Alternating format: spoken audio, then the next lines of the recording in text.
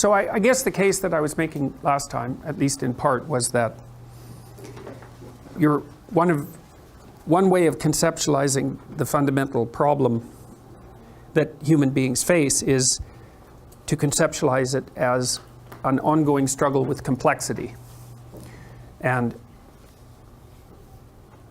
complexity emerges as a consequence of the sort of finite boundedness of individual consciousness and the incredible excess of the unbounded everywhere else, even including underneath that consciousness, because of course your individual consciousness depends on the function, or is related to the function of things that are so complex you can't even understand it. So there you are, surrounded by some things that you understand in an ocean of things that you don't understand at all, and including things about yourself.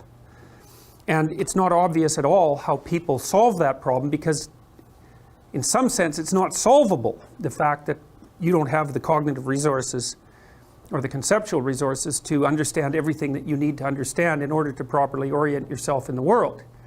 Now, obviously, partly the way we deal with that is that we cooperate with other people, and so that radically multiplies our resources, incredibly multiplies our resources. So, and it's something to consider always when, so much of the political dialogue that surrounds us now consists of a critique of cooperative societies and an analysis of their oppressive nature. And of course that's true, because any cooperative system that specifies a certain endpoint and produces a value hierarchy of some sort also simultaneously forces things into that value system and then rank orders people according to the value structure. And so there's an oppressive element to it. But compared to being naked in chaos, generally it's better. Now, it doesn't always have to be, because it can get murderous, but generally speaking, well, look, we're social animals, it doesn't matter. Our evolutionary pathway has already taken us here, and so we're individuals, but we're unbelievably social, and so that's that. So as far as I can tell, we'd have to be completely different creatures not to take advantage of and fall prey to the problems with social being. All right, so I think the way that the problem of complexity has been solved, and this is the best argument I know of for the truth of the Darwinian notion of evolution. Now, I don't think that our models of evolution are complete by any stretch of the imagination. I know they're not, partly because of recent work done on epigenetics, which suggests that you can inherit acquired traits.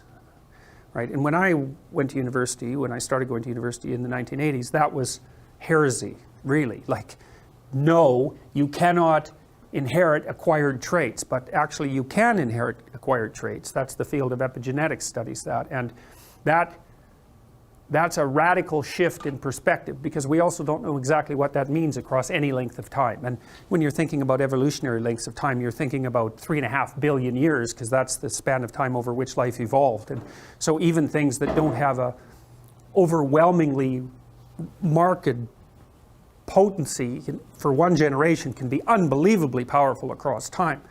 And then there's also the issue of sexual selection, because you'll hear Darwinists continually describe the world and the evolutionary world as a place of randomness. And that's not true. And I don't know why they make that statement.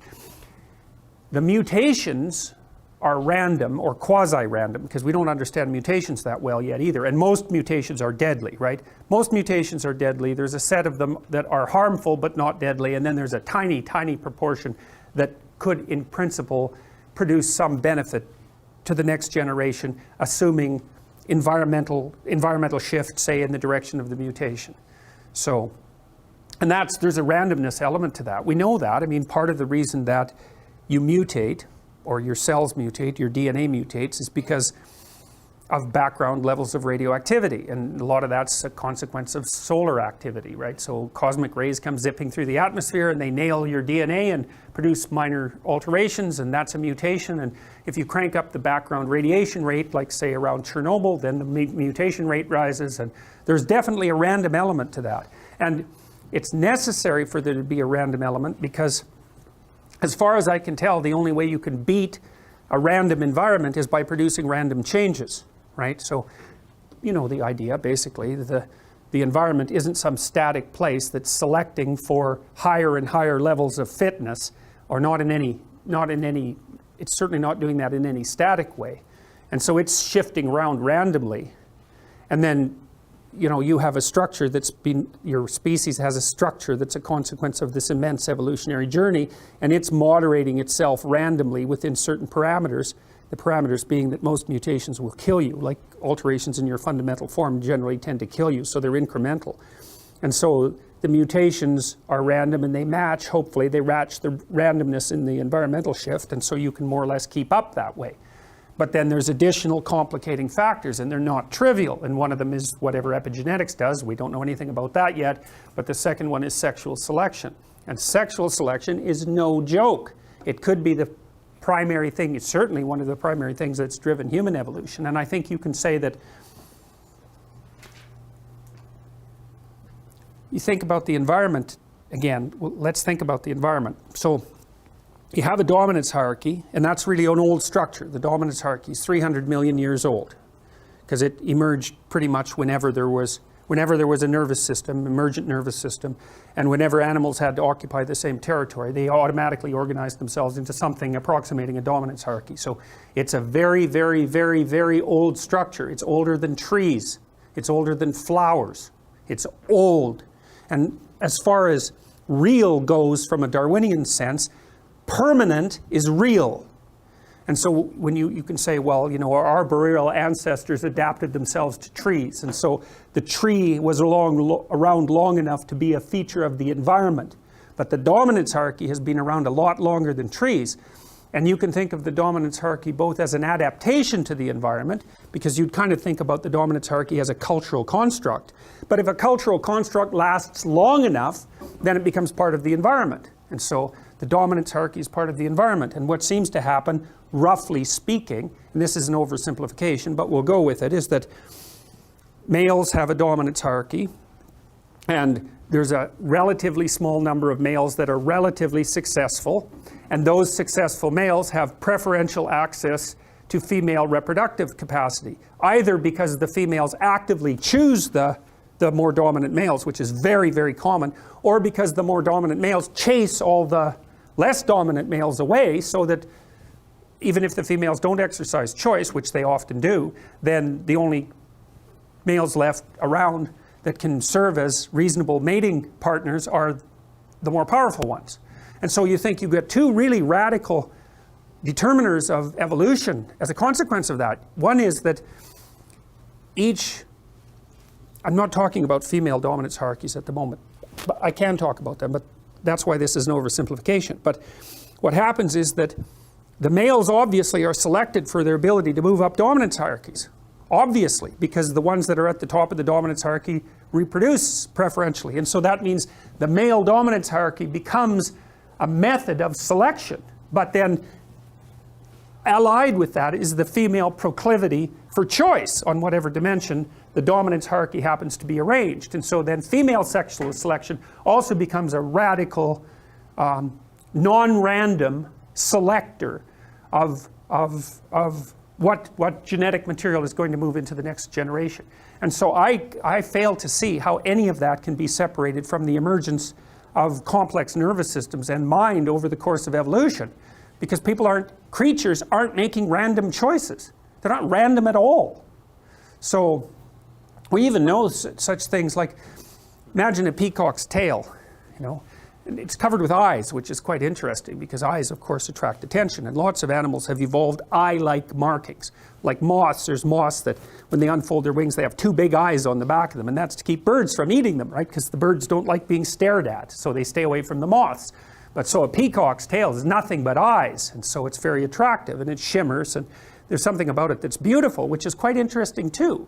The females have obviously been selecting the male peacocks for beauty. They have this insane tail. Well, so the evolutionary biologists have thought, well, what possible utility could that tail be? Is it just maybe the females got fixated on tail, so to speak, and you know, you got a Baldwin effect loop going there, and the male peacocks just got bigger and bigger tails, and it's just like an evolutionary dead end. It's, you know, it's a positive feedback system that's gone out of control. But they have done things that, like, look at the symmetry and breadth, say, or the symmetry and size and overall quality of the male peacock's tail as a marker for physical health. So reduced parasite load, for example. And it does turn out that the healthier male peacocks have better tail display. And so what the females seem to be doing is using some marker or some set of markers as a proxy indicator for health. And I think you could say reasonably that female human beings do the same thing to male human beings.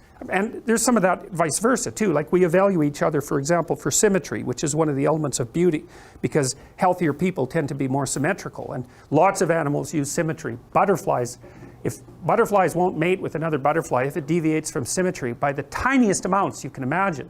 So symmetry is a marker. And there's other markers, like shoulder width to waist width is one, and waist width to hip width is another. That's usually what males use that to evaluate females in part. So there's lots of markers of health.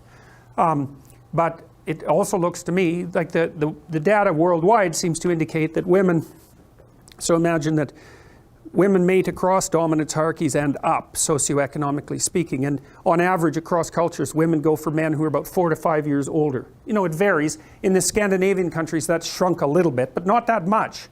And in other cultures, it's bigger. I would say that depends to some degree on difficulty of establishing economic independence, right? Because in richer countries, it's easier to have enough economic independence if you're a male to be a useful participant in the process of having children.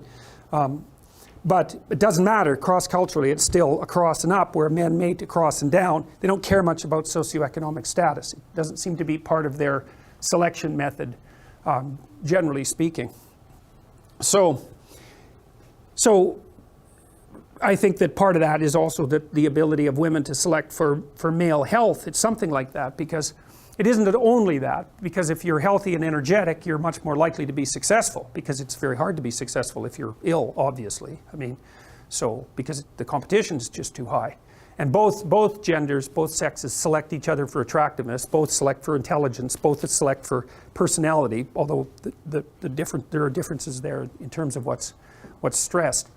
But so I think you can derive a couple of things out of this. And this is where I think people are different than other animals, importantly different, is that, so you imagine that there's tremendous selection pressure towards the production, let's say, of men who are good at climbing male dominance hierarchies, or climbing the male dominance hierarchy. But the thing that's so interesting about people is that we've multiplied our dominance hierarchies. You know, if you take an animal that's got a rather static behavioral pattern, then there's a single hierarchy. Elephant seals are a good example of that. So elephant seals, the males are absolutely massive. They're way, way bigger than the females. And they basically have harems, roughly speaking.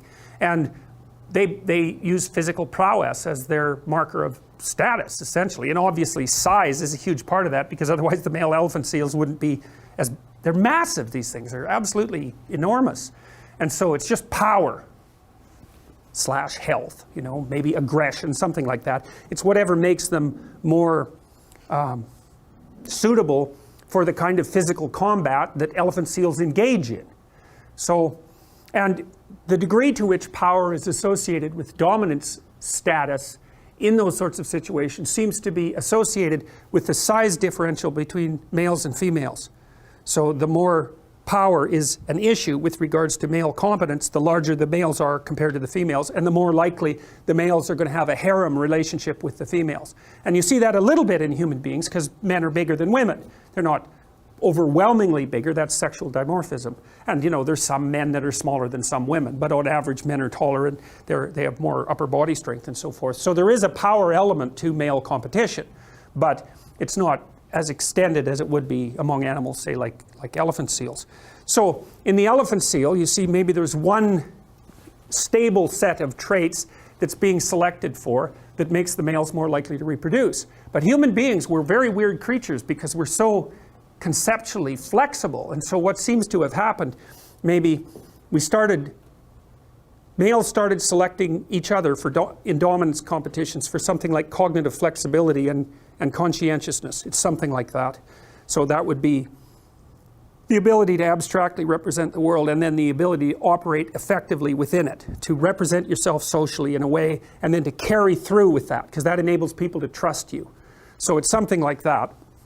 And so that produced cortical expansion, and then women were selecting men who were good at that, and that produced cortical expansion. And then there's an arms race between women and men with regards to intelligence. So the women kept up, or they certainly kept up with intelligence as the evolutionary cycle continued. But one of the consequences of selection for cortical expansion and increased cognitive flexibility was that the number of dominance hierarchies that human beings could produce started to multiply, right? Because there's all sorts of ways that you can be successful. You think about how many ways you can be successful in a modern culture, and you can be successful in dimensions that aren't really even associated with each other.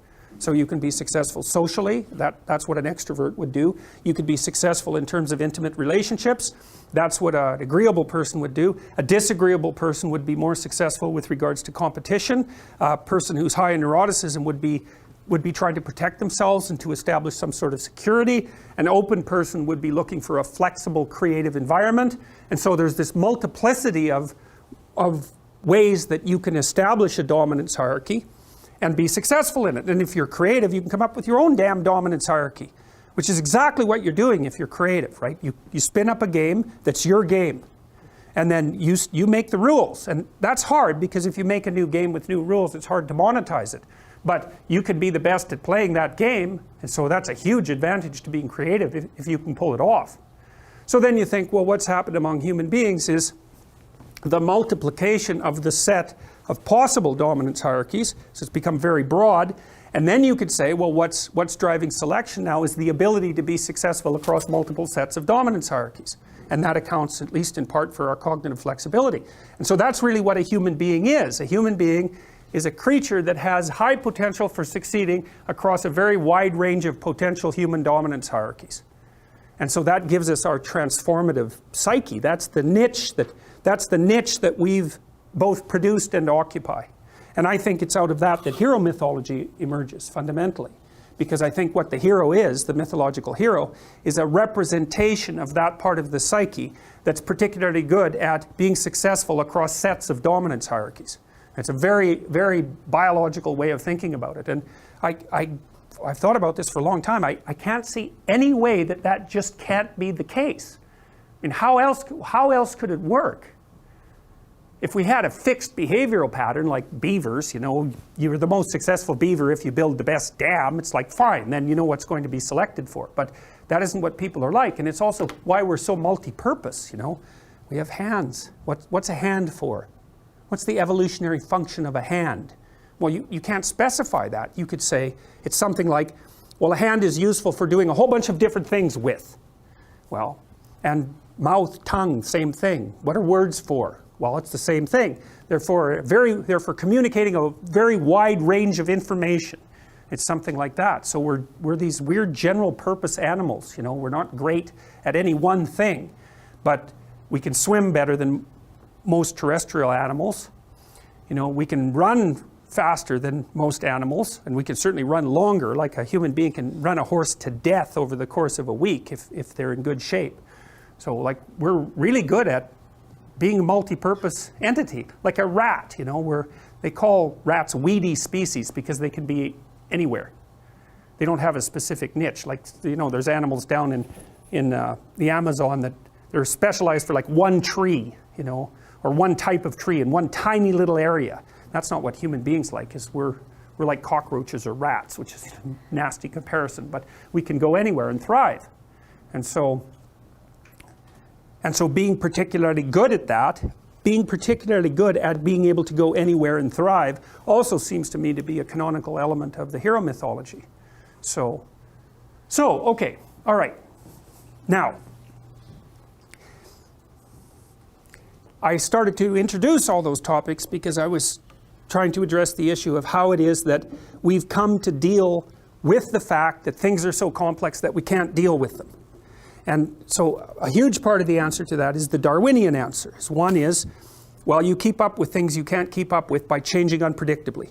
So here's an example. You know, sometimes if you're driving down the road and there's a deer on the road, maybe you'll run into it and it'll, instead of jumping out of the way, it sort of jumps randomly and then you run into it. You think, well, that's a pretty stupid strategy. It's like natural selection's at work there. But it turns out that deer jump randomly when wolves are chasing them. Well, why would you do that? Well, because you can't predict it, right?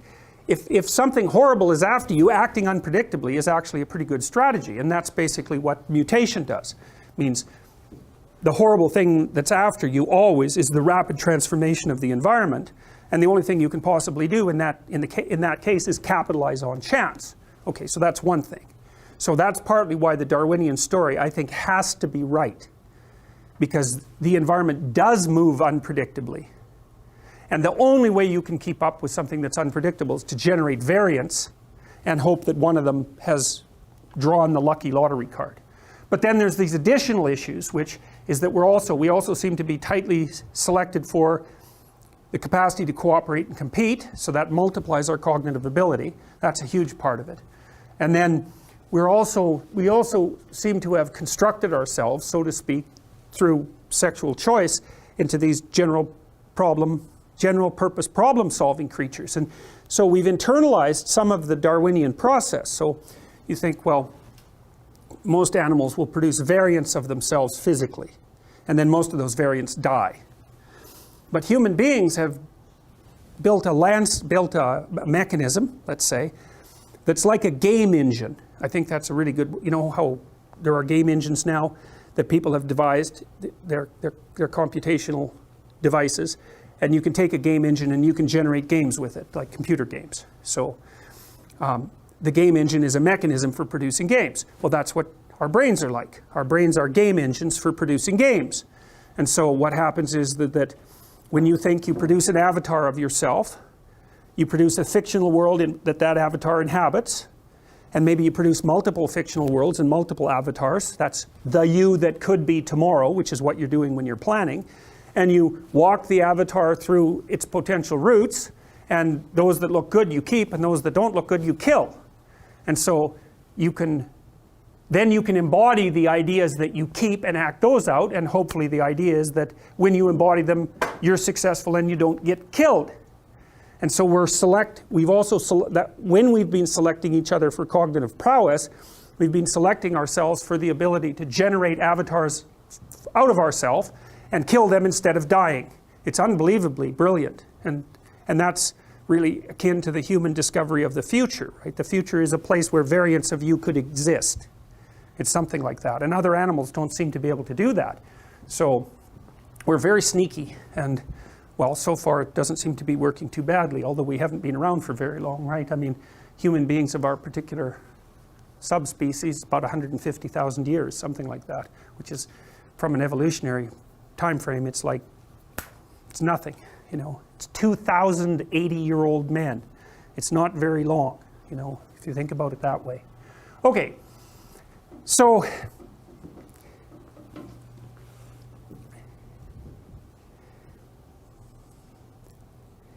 now what I want to do is draw a relationship between that developmental process, that evolutionary process, and the emergence of these underlying motivational systems. It's something like this. So you imagine, go back in time to the emergence of the development of nervous systems. So there's cells that creatures use to produce motor output, and there's cells that creatures use to map the patterns around them onto themselves. And so that's the sensory layer, so to speak. Imagine sensory layer, nervous layer, motor layer. In simpler animals, you just have sensory motor cells. Then they diversify: sensory layer, nervous layer, motor layer. In fact, that's actually what you consist of when you're first developing in utero. After the blastocyte stage, when your cells differentiate, that's the differentiation. Sensory layer, nervous layer, motor layer. So then you think there's a sensory layer. Now what's that sensory layer doing? Think about the world as consisting of patterns of all sorts. Like maybe there's an animal in the ocean and it's being subjected to wave motion.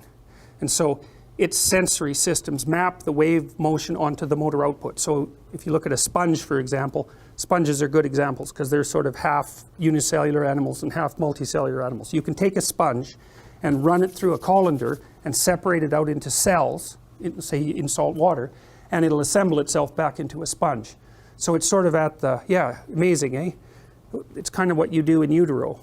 The cells somehow know enough to communicate with one another to organize themselves into an organism. It's unbelievable. We have no idea how people do that because when you're in the initial form, blastocyte form, all those cells are identical genetically. And then all of a sudden they differentiate and they move to the places they're supposed to go. We have no idea how the hell can that happen? These cells are all identical except for their position. So they're obviously communicating with one another in some unbelievably complicated way and saying, well, you're this sort of cell and so you're going to differentiate that way. God only knows. But anyway, sponges can do this. Now, a sponge isn't complicated enough to have the sensory layer and the nervous layer and the motor layer. It's just sensory motor cells, if I remember correctly. But what the sponge is trying to figure out is it wants to get water through its pores inside because that's how it eats. And so there's wave motion constantly, and so what's happening is the wave motion is a pattern, and the sponge is reacting to that in a patterned way. And it's really useful to think about what you're responding to as patterns instead of objects, because we think we react to objects, but objects are actually a specific subcategory of pattern. And so, because it also helps to explain perception. It's like, what does it mean for you to see something? Well, it means a bunch of things, but one of the things it means is when I look at that thing, it manifests itself to me as a grippable object. I mean, that's built into the way I see it. So if you think about the way that you see that on the surface there, you can tell that it's separate from the surface because it has a bit of a shadow, and it's a different color. And it's obviously shaped for a hand, and so that thing tells you when you look at it that it's a grabbable object. Well, it's hand-shaped, like a stone tool would be. And the things around you in the world manifest themselves as patterns of utility. That's the appropriate way to think about it. You say, well, what does this thing mean? Because that's a hard question. Well, one of the things that your eyes do, it's like, imagine you've got this representational surface at the back of your retina. It's made out of pixels, roughly speaking, right? Those are the cells. And what it does is map that pattern onto your retinal pattern. And then the retinal pattern propagates itself as a nervous pattern along your optic nerve, and then that manifests itself as a neurological pattern. And that neurological pattern manifests itself as an action pattern.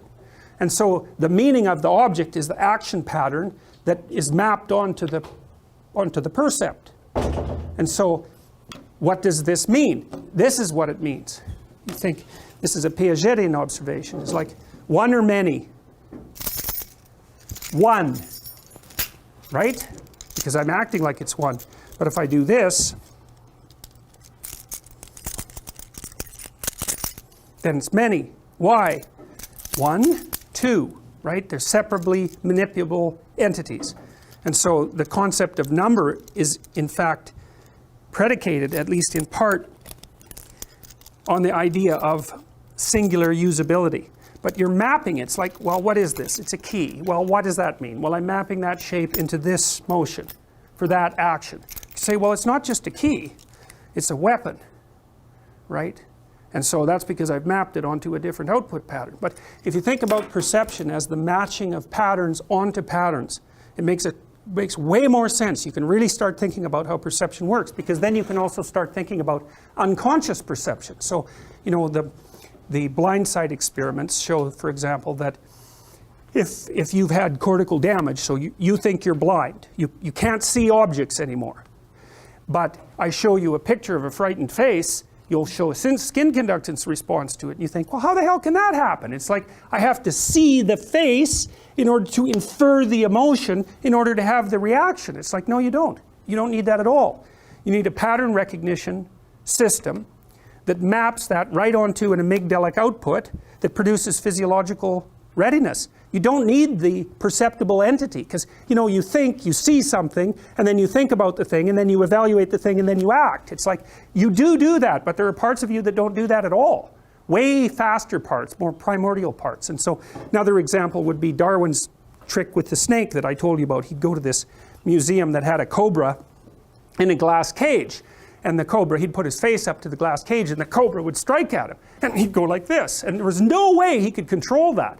Well, it's because the part of him that saw the snake wasn't the part that was doing this.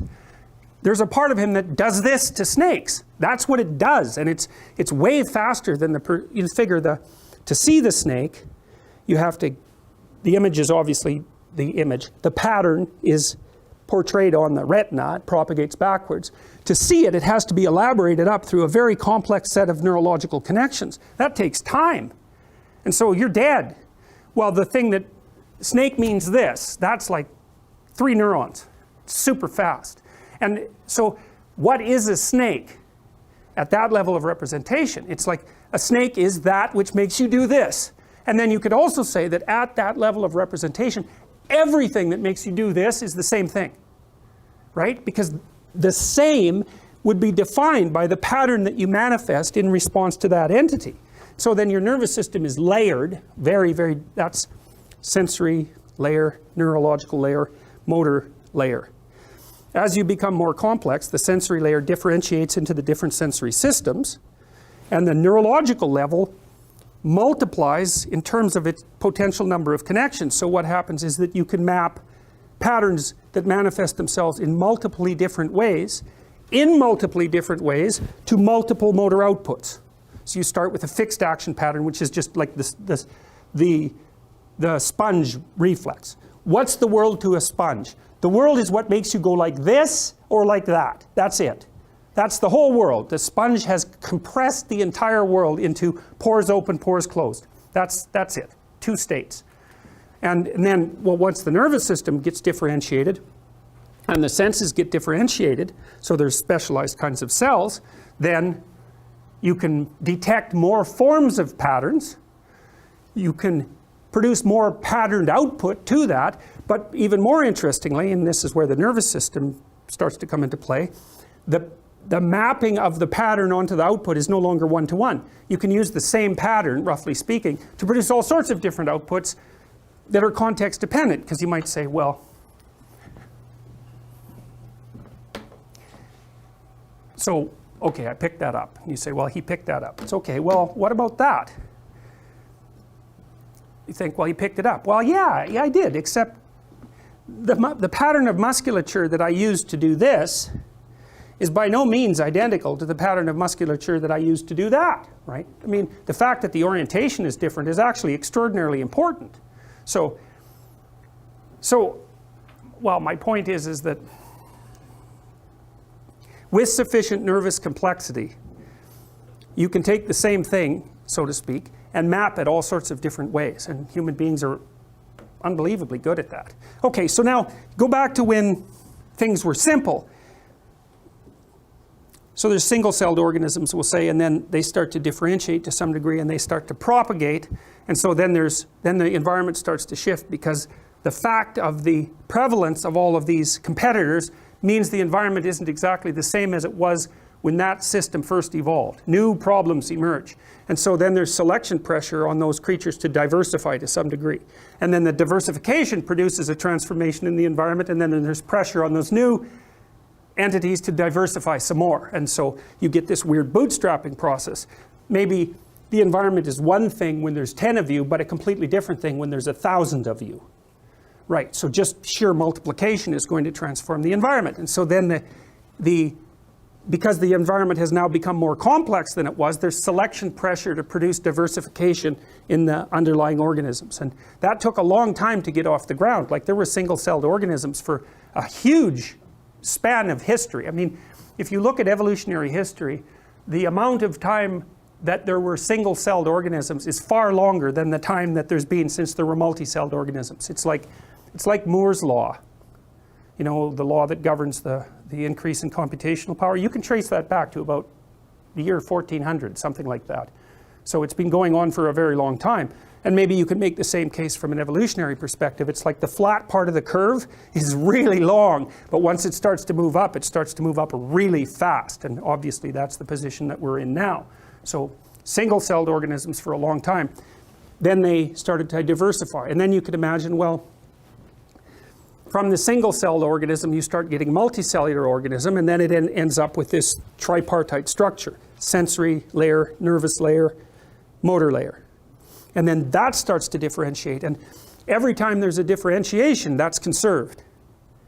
And that's these systems, the motivational systems. They emerged a long, long time ago as emergent solutions to emergent problems, and you've conserved all of them. I mean, you've conserved your snake reflex, which is like 3 neurons long. So that's really, really primordial. But you've conserved function at almost every temporal level.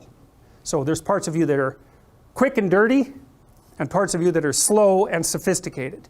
And a lot of the contents of consciousness is slow and sophisticated.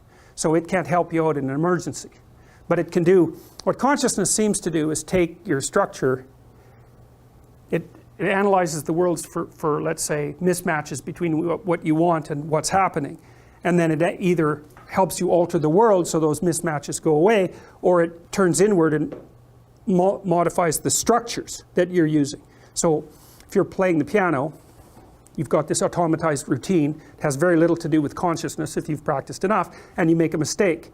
You stop, and you note the mistake, and you stop, and then you slow it down, and then you practice the new thing, and then you speed it up, then you speed it up, then you speed it up. And as you're doing that, the neural representation shrinks until you've developed this little specialized machine, and then you run that a few times, and now you can ignore it.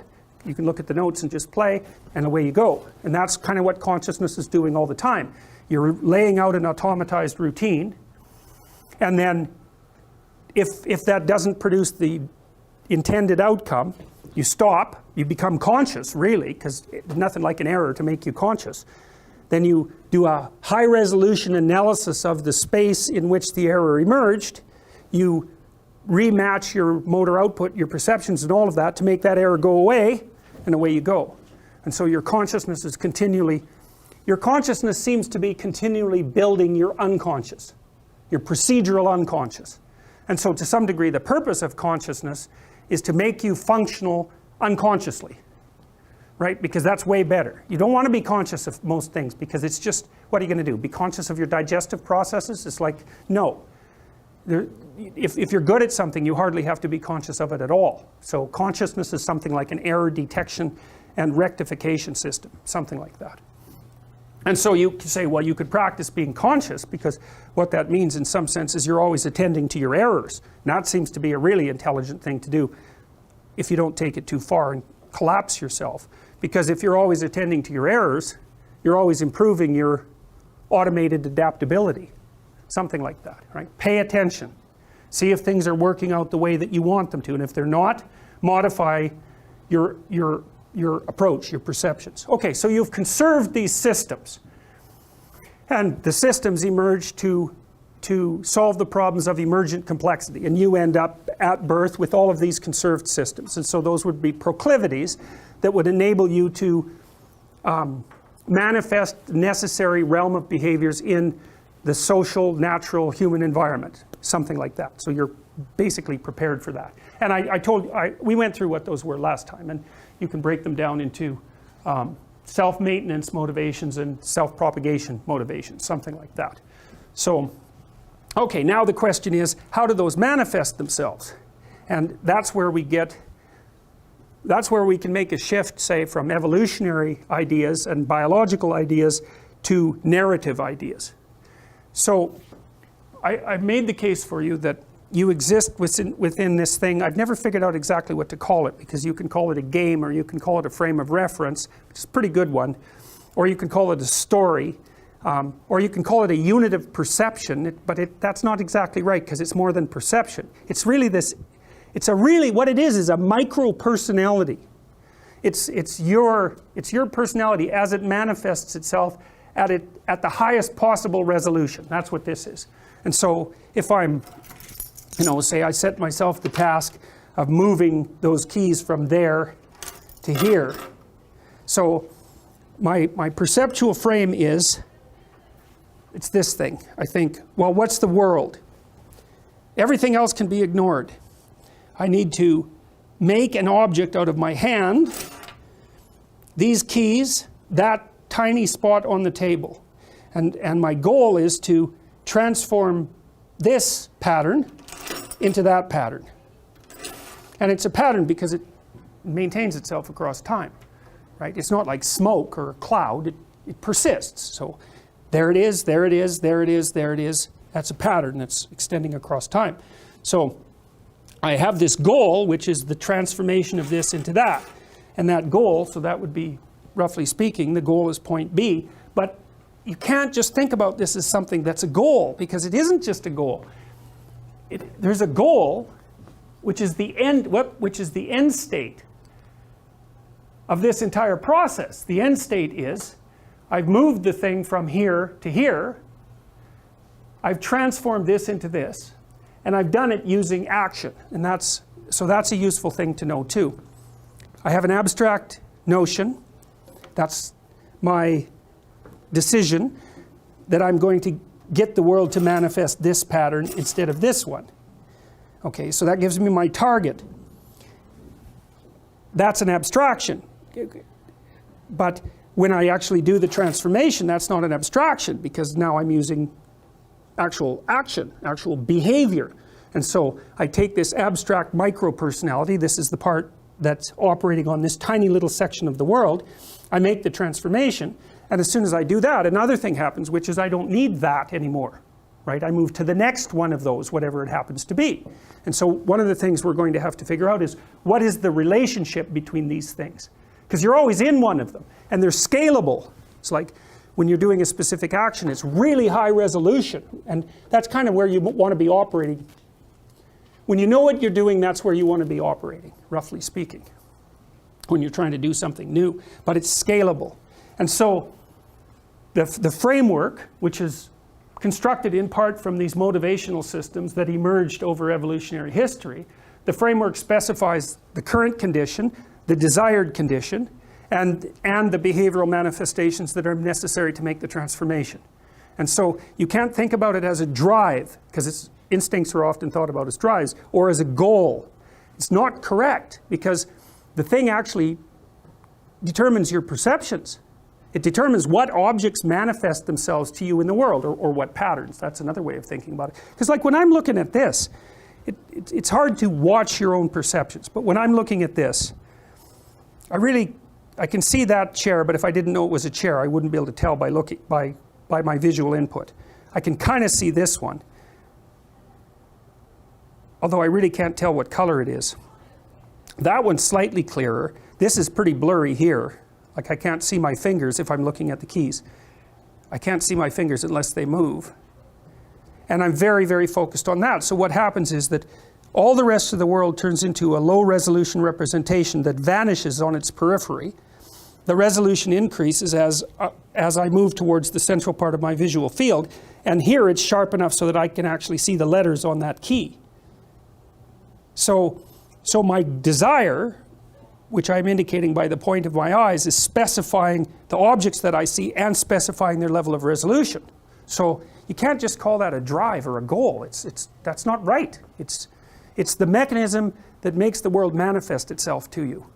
So that's a unbelievably crazy thing, is that the world manifests itself to you in keeping with your goals.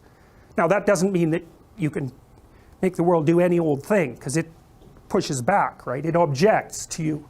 So, but still, it's a very strange thing. That. Okay, so fine. So it specifies your perceptions, your target, the current reality, and the likely procedure that you're going to use to make all of that interrelated. But it does more than that. So we're going to look at it from a couple of different perspectives. So the classic and archaic way of thinking about perception is the world's full of objects, you see the objects, you think about them, you evaluate them, then you act on them. It's like, no, that isn't how it works. First of all, the world is not made out of objects. The world is made out of, I think the world is made out of tools and obstacles. And it's because you can't not perceive the world in relationship to you. And what you perceive actually are the meaning of objects. You perceive the patterns. A tool is something like a meaningful pattern or a useful pattern. It's something like that. And so look, again, you look at, I might say to someone, describe this room.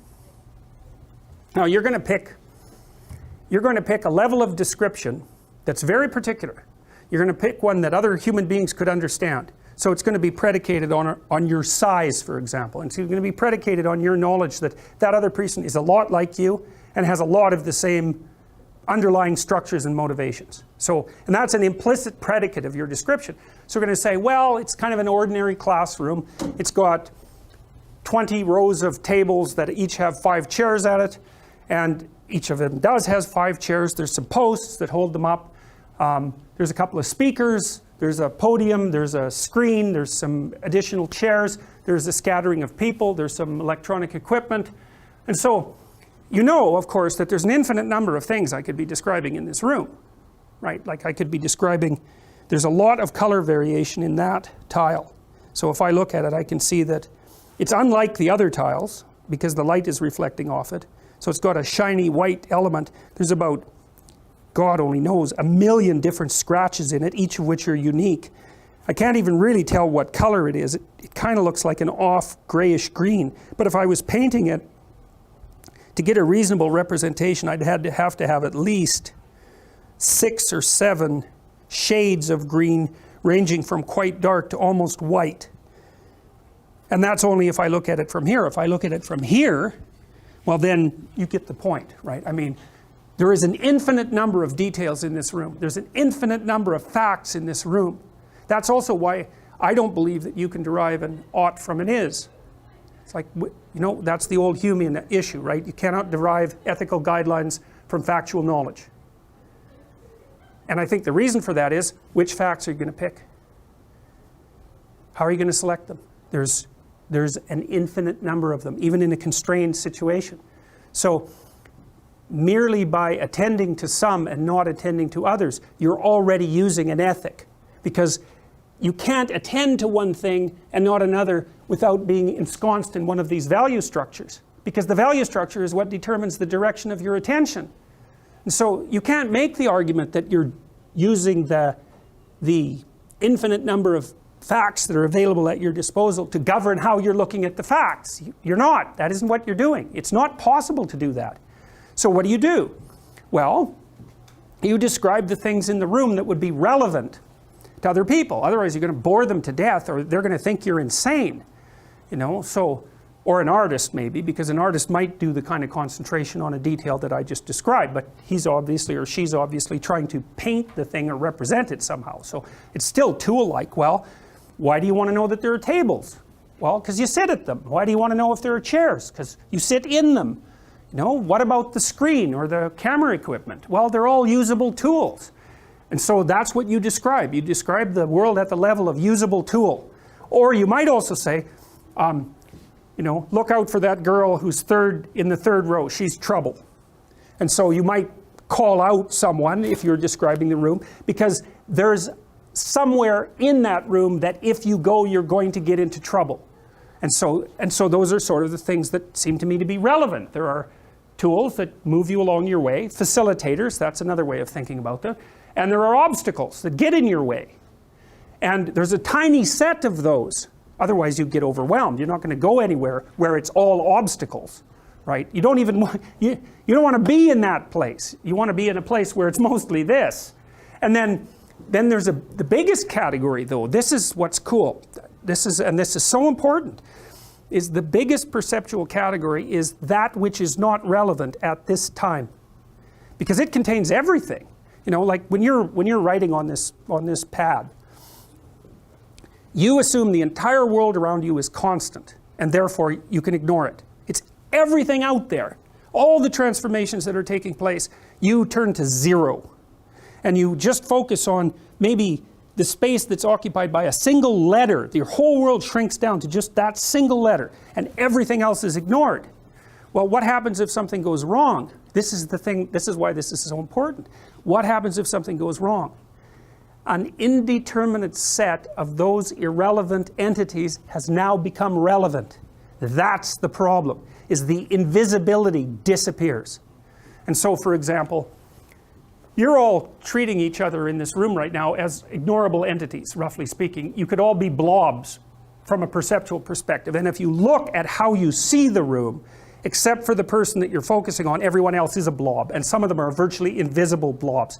And that's fine, because you're adequately represented as a blob unless you do something that disturbs the ongoing flow of goal-directed action. Just like the gorilla thing, right?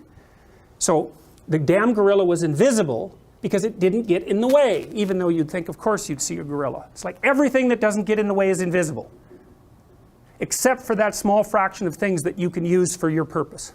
And that's how you perceive. So it's so mind-boggling, that, because it puts perception into the realm of ethics. It isn't what you'd expect. You see what you're aiming at. And you know that. You know that. You're standing on a street corner and you look up. And soon there's 10 advanced chimpanzees like you right beside you looking up to see what the hell it is that you're aiming at. Because they assume, just by watching you, that if you're focusing your perception on something and you're fixated on it, that it's relevant and important. It's tool-like or maybe obstacle-like. It's relevant for some reason. And so we live in a landscape of relevance. And that's to me, that's an absolutely mind-boggling idea, because that is way different than living in a landscape of facts. It is not the same thing, even a little bit. And there are philosophers who've pursued that idea quite, well, I would say to quite an incredible degree. Heidegger is probably the one who's done that more than anyone else. But the 19th century pragmatists were very interested in that as well. But because the classic scientific idea is something like, you perceive a universe of facts and derive conclusions and act. It's like, no, you don't. You perceive a landscape of pre-categorized relevance that's dependent on your ethic. Jesus, it's so peculiar, that. And so that brings up real questions like, what ethic best structures your perceptions? Well, that is the interesting idea as far as I'm concerned. Okay, so then we can make this a little bit more interesting, I think is the right way of thinking about it. Okay, well, so you've got tools and obstacles, but they're not dead. That's the other thing. Because we're in an ethical landscape, because we're in a motivated landscape, whether something is a tool or an obstacle actually matters to you. And we can actually define matter. Matter's a weird word, because there's matter, and then there's the things that matter. And you could say the world is made out of matter, or you could say that the world is made out of things that matter. And I would say you act like the world is made out of things that matter. You might say, I don't believe that, I believe it's made out of matter. But no, you don't, because that's not how you act. It might be what you say you do, but it is not what you do. So why do things matter? Well, first of all, irrelevant things don't matter. And thank God for that, right? Because if everything mattered, it's, well, you're either in the midst of an LSD trip, or you're schizophrenic, or you're in real serious trouble. So you want most things to be irrelevant. Now that's kind of dull, and it takes the glory and the glamour out of the world, but from a cognitive perspective, it's definitely an advantage. So irrelevancy, man, that's critical. And a huge amount of what you have done is learned irrelevance. It's the basis of your cognitive knowledge, is learned irrelevance. What to ignore. Okay, fine, so that zeroes things out. You turn most of the world into zero. Well, then you have this small subset of things that are beneficial to you, that you can use for the purposes of your current operation, which we'll define in more detail. You can use that for the purposes of your current endeavor. And then you have obstacles. And so, for example, if I'm late for class, so I'm in a particular state of mind, and I walk in here and I see that, I'm going to get a little burst of negative emotion. It's irritation. And the reason for that is not a recycling bin then. It's an obstacle that some dimwit left there just to annoy me. And I mean, you know what I mean. That's how you react to the world in a situation like that. It's like, it's not a recycling bin. If it's here, and I don't want to stand there, then it's a recycling bin. If it's there, it's an obstacle. And as soon as I look at it, it isn't that I see it and then get annoyed. It's that annoyance is part of the perception. Because it's an obstacle in my pathway, the emotion comes along with the perception. It's not laden on top of it. It's not, oh, I don't think that's a recycling bin. That's in the wrong place. Now it's in my way. I should be annoyed. That isn't what happens, is the annoyance. My suspicions are that the damn annoyance is faster than the object perception, because it's a more primordial circuit. So you actually, now there's a great book if you're interested in this sort of thing. There's a great book called An Ecological Approach to Visual Perception, which was written by a guy named Gibson back in the 70s, and it's brilliant. His fundamental conclusion is, I think, wrong, but it doesn't matter. The book is not only brilliant because, see, he was the guy that came up with the idea of affordance. And an affordance is something that affords some utility, and that can be positive or negative. And he thought about the world as being full of furniture, roughly speaking, something like that. And that what you saw, what you perceived directly was the affordance. And so imagine the visual cliff experiment. So let's say I put a piece of glass over top of the space between these two tables, no chair there. And I take a duck, and I put the duck here, and the duck walks out on the glass. The duck doesn't care. It'll just walk out on the glass. Well, it's an aquatic animal, and so if there's depth underneath it, it doesn't really bother a duck. But if you put a human infant on there, old enough to crawl, the human infant will look over and it's not going on that glass. And you might say, well, what does it see? And you could say it sees a space between the two tables and infers that it might fall, but it's like 8 months old. Like, what the hell? It's inferring that? No, it's not. It sees a place to fall off of. And that's Gibson's fundamental point, is that you don't see a cliff, you see a falling off place.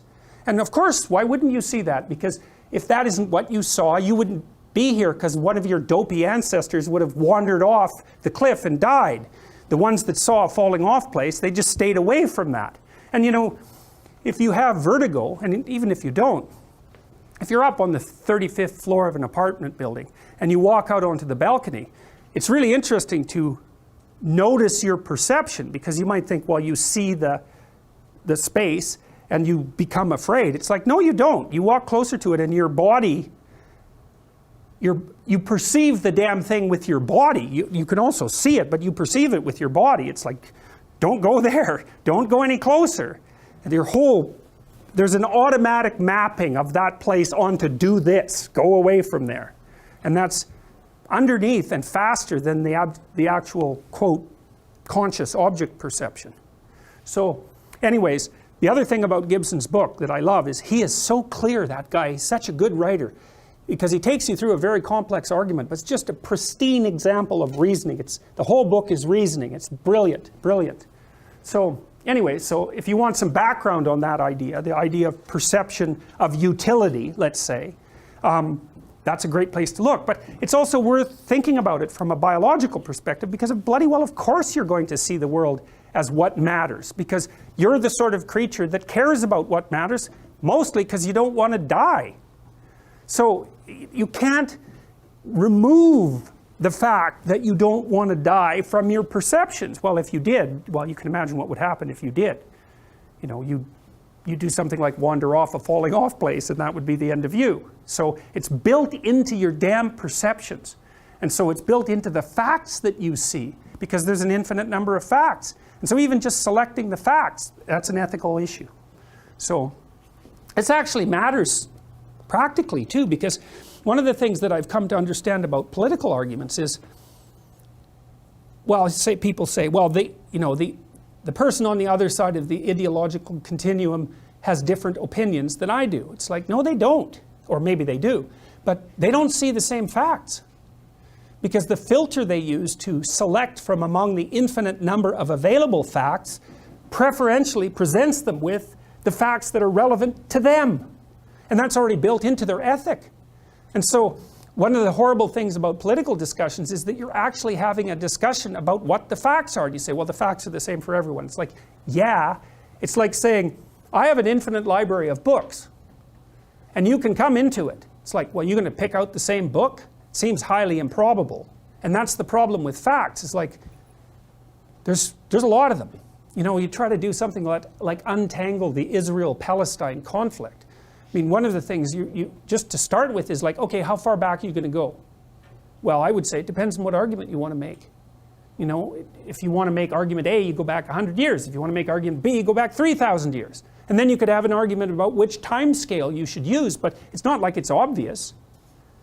You know, is it 10 years? Is it 1 year? Is it 6 months? Like, it's not 3,000 years. Is it 2,999 years? Like, where are the borders of relevancy when you're laying out the landscape of the argument?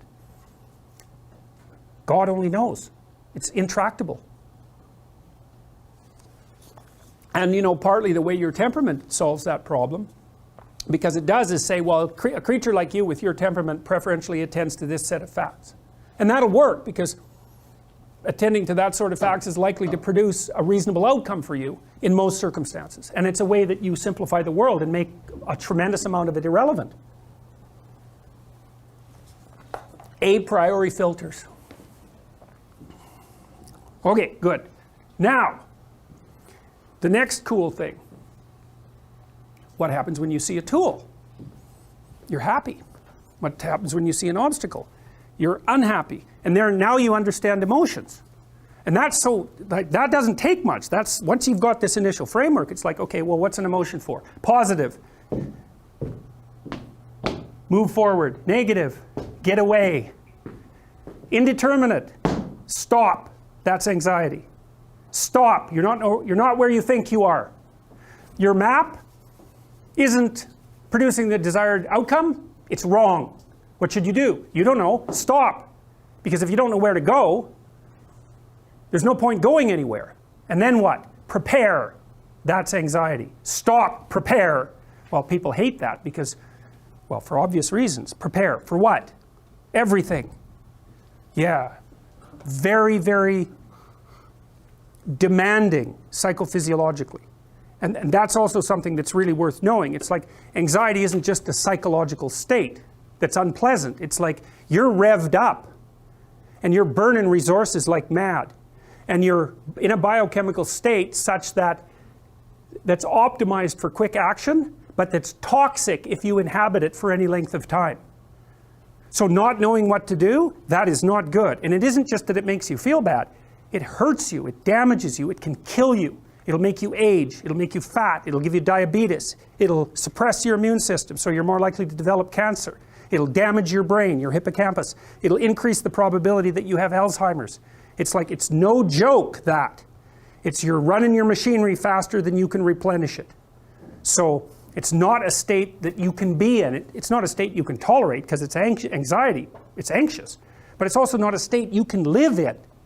And so, I don't know where I am means everything's relevant, and I have to ramp up my capacity for action to deal with that. Bad. People do not like that. We do not like not to be where we think we are. We really, really, really don't like that. And we structure almost all of our environments constantly so that never happens. You know, we're all dressed the same with tiny, tiny variations, you know. We all follow the same traffic laws. Everybody's behaving according to the proper code in this room, and everyone in this building is doing the same thing. It's like we're doing everything we can to make sure that everyone knows exactly where they are and what they're doing all the time.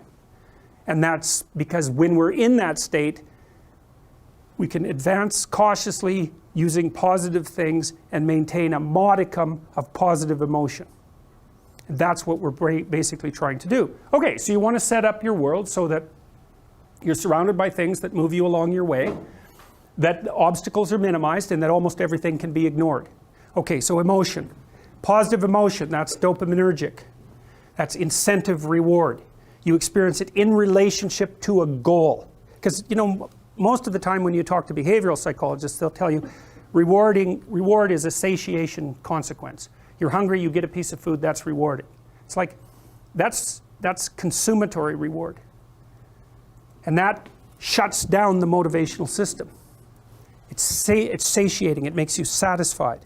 That's not the same as incentive reward. Incentive reward says, come this way, good things are over here, good things are over here. And that's dopaminergic. And that's the kind of reward people really like. We live for that. So when you talk about positive meaning in your life, this is an oversimplification, but a tremendous amount of that is incentive reward. You're in a goal-directed structure. It's a value structure. Let's say it's fairly well developed because you're sophisticated. Everything you do is linked to something else. You move ahead, it works, yes. You move ahead, it works, yes. And it's that constant moving ahead and the validation of the frame that makes your life meaningful. And so that also means no value system, no positive emotion, which is another thing that's so much worth knowing. You know, the postmodernists complain about value systems constantly, and they say, well, the problem with a value system is that it includes some people, winners, and excludes other people, losers. It's like, yes, that's true. What's the answer? Flatten the value system. It's like, so there's no losers. Fine, no winners either. And if the value system is flat, there's no point B, what the hell are you going to do? Where's your positive emotion? You got nothing to, you're going to wander around being happy that the value system is flat. It's like, no, you're not. Because when you flatten out value systems, you don't get rid of suffering, because you can't. All you get rid of is the possibility of positive emotion. And that is not a good solution. So then you leave people with nothing but negative emotion. It's so naive. Okay, so good. So now we know. You're going from point A to point B. You're doing that with an action. If things are working out, if you see facilitators along the way that you can utilize, you get a kick of positive emotion. You know, and you can even see that calibrated. Like, let's say you do better than expected on a test. Go, yes! It's like, that's better than doing as well as you expected. Because what the message is that not only am I moving towards my desired goal, but I'm moving along faster and with less effort than I thought. It's like, bang! Positive reinforcement. Right? You think, yes! Well, that's it. That's meaning. That's a big chunk of meaning. And so, a really meaningful event is one that gets you to the next step and simultaneously increases the probability that you're going to get to all the steps after that. That's like a maximally meaningful event. So, you know, you get, you're opening an envelope about whether or not you got into medical school. It's like you're going like this, right? Why? Why are you shaking? It's an envelope. No, it's not. It's a portal, right? It's a portal. And what's in that envelope either puts you that way into one world or that way into another. And you think, you're looking at it, you think, well, that's an envelope. It's like your body isn't thinking that, not for a bloody second. It knows perfectly well that that's a portal. And you open it up, it's like collapse. The whole, what would you call it? That whole avatar-related future just goes ashes. Or, bang, it springs into reality. And you perceive that, and that you perceive all of that almost instantaneously, and that produces that radical transformation in emotion. You're not reacting to the envelope, or maybe the envelope isn't what you think it is, or maybe the envelope isn't what you see, and that's more accurate. That's way more accurate. The envelope is way more than what you see.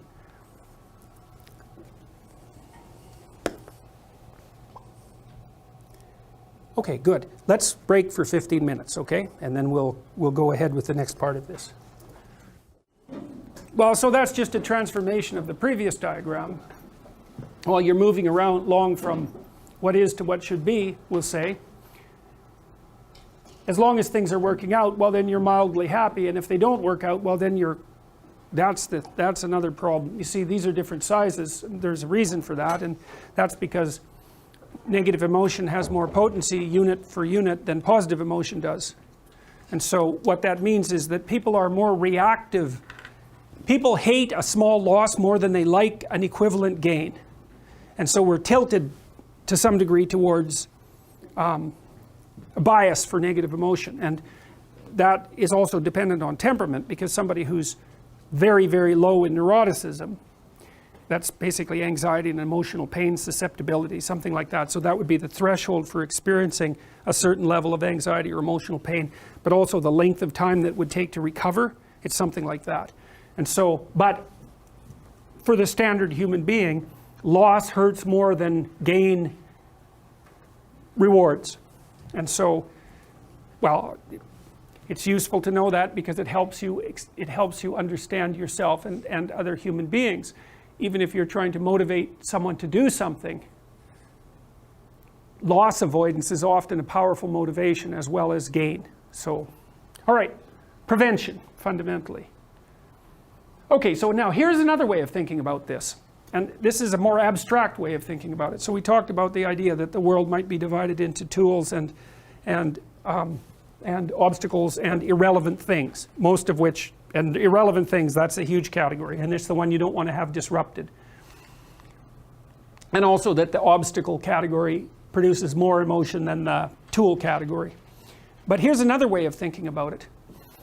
And this is thinking about it more from a purely emotional perspective. When you think about the world as tools, it's dead practical, and it's sort of grounded in the idea of motor usage in some sense. But you can think in an analogical fashion about the same system in a slightly different manner. You're in the situation that you're in right now, and that's not good enough. And so that's another thing that's kind of interesting about people, is they're chronically dissatisfied with the way things are.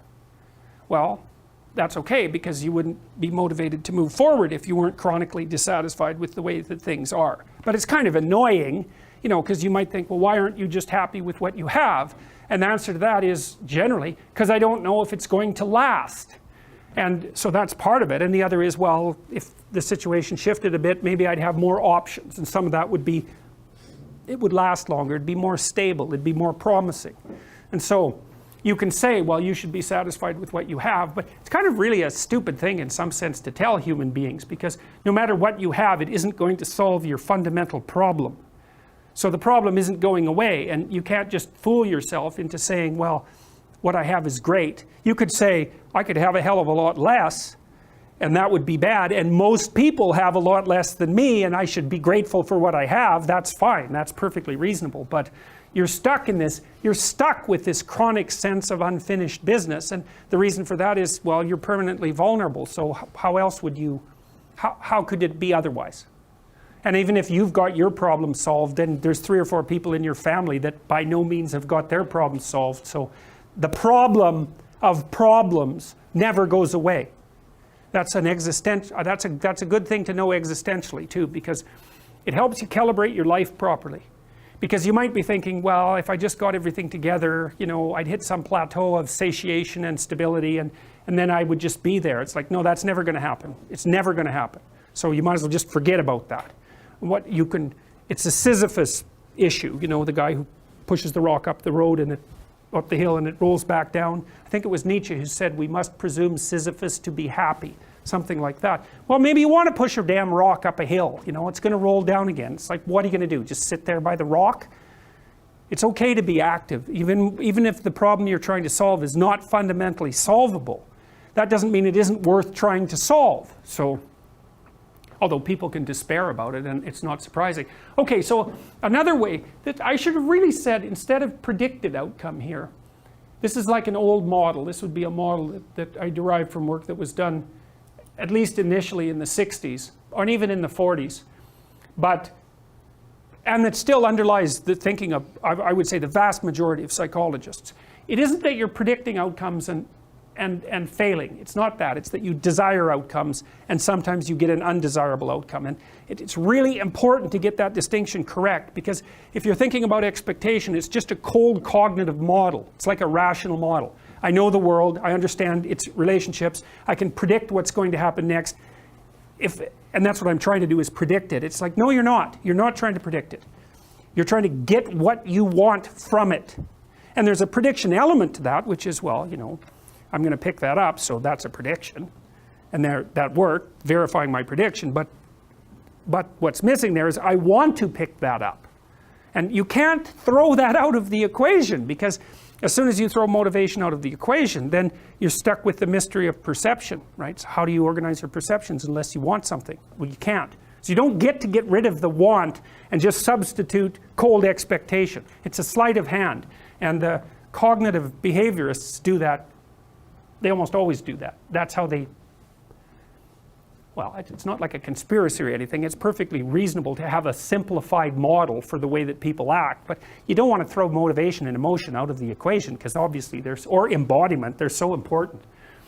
Okay, so forget predicted and unpredicted. Think desired and undesired. Okay, so I come walking in here and I have this low-level desire, which is to make my way to my podium with the least amount of effort necessary, and I see that that chair's in the way and it's mildly annoying, and so there's something undesired there. So the desired outcome produces positive emotion. It's promise. What's technically speaking, you could also think about it as hope.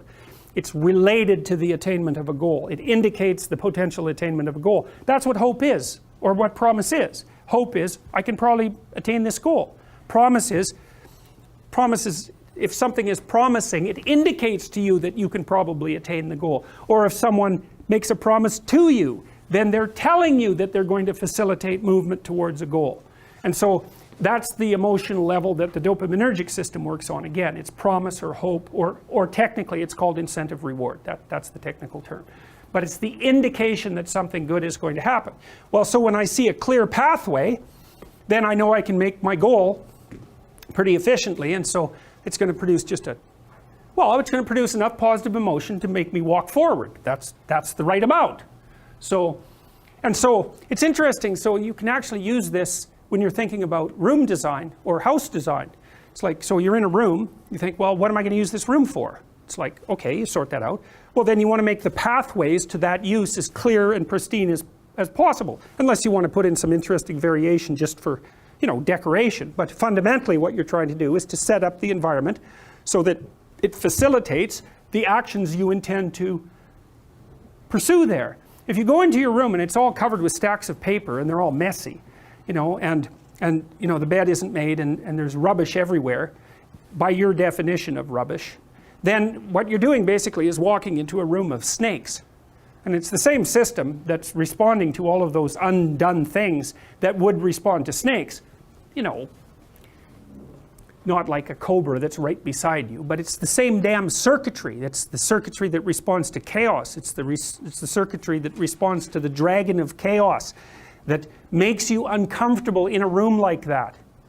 It's not explored territory. It's not a place where you can easily see the proper relationship between the tools and the obstacles. It's not a place that you can make things irrelevant. Not at all. In fact, it's a place full of obstacles. Well, how are you going to be comfortable in a room like that? It's full of things that get in the way of your goals. You're going to be nervous in there all the time. So it's like it's full of envelopes that you haven't opened, and most of them have bad news in them. You're not going to be comfortable in a room like that. You think, well, can't you just ignore those envelopes? It's like, well, it's a stupid way of looking at it. So, promise produces hope / pleasure, curiosity, all the incentive reward related emotions sort of fit in that box. And then undesired outcomes produce threat. They're threats, and they produce anxiety. But that's not even exactly right. That's in an elementary discussion of the role of comparator systems in the brain, which we'll talk about in more detail. The general notion is that the violation of an expectation produces anxiety. And that's a pretty good model. And it's got some support from the psychophysiological, pharmacological literature, because if you give animals anti-anxiety agents like benzodiazepines or alcohol or barbiturates, they do respond less to the violation of, quote, expectancy. It does dampen the response. But it's an oversimplified model, and to get understanding of human behavior correct, you have to expand it a bit. It isn't precisely that unpredicted outcome is a threat and it produces anxiety. It's that unpredicted outcome makes the irrelevant relevant, and it produces an undifferentiated emotional and motivational state. It's a better way of thinking about it, because it isn't just that you don't just get anxious, for example. If something goes wrong, you get anxious, you get angry, you get curious, you get frustrated, you get depressed. Like, it's a whole bursting forward of emotions and motivational states. And that's because when something doesn't work the way it's supposed to, even when you just encounter an obstacle, it means that the way that you're construing the landscape is wrong in some manner. And you don't exactly know what you're going to have to do in order to fix that unless it's a very trivial violation. And you know, it's one that you know immediately how to redress. Like if I'm, again, so I come around the corner and I look at that chair and I'm annoyed because it's in the way. You might think, well, how annoyed should I get? And the answer should be something like, your annoyance should be in proportion to the amount of time and energy it will take to move that chair. Right? Because that's kind of like a proper perception. So it's like, I should be that annoyed. I should be annoyed enough so that I've indexed doing that. Because that does actually take some time and energy, and that actually has a cost, and the fact that I have to pay that cost should be signified by something, because otherwise I wouldn't be sensitive to costs. And so the annoyance, if it's in proportion to the effort, is exactly indexed properly. Now, often, unfortunately, you don't know how to index. So you have an old car, you're driving to work, someone bumps you from behind, and then your car doesn't work. It's like, well, how annoyed should you get? You don't know. That's a problem. And so then all of a sudden a bunch of things that were irrelevant, which is the whole damn car, poof, become relevant. Plus you have to deal with this person that just ran into you, and what are they like? Well, they're stupid enough to run into you, so you don't know what else might be wrong with them, and maybe they're going to be a bunch of trouble, and you have to get their insurance information, and now you're on the side of the road and you don't know if you're going to go to work. And so that's when your emotions can unravel, because they're trying to compute the effort and time you're going to have to take in order to rectify this, and the span, what do you call it, the domain that is opening up as a consequence of the problem isn't easy to map. And so you get stressed, and you go home and you say, I had a stressful day, and the person says, what happened? Well, someone hit me on the highway. And they go, oh, that's terrible. They figure that out. It's like, well, I was in this little map, it was only this long, I was just going from here to here, and all of a sudden, poof, I didn't know where I was or how many places I was going to have to wander around in before I could get that map working again. But the car is an invisible predicate of multiple potential future maps as well, right? It's an axiom. You make the map presuming that you have the car, and the car isn't a metal thing with wheels. The car is a conveyance for moving you from point A to point B.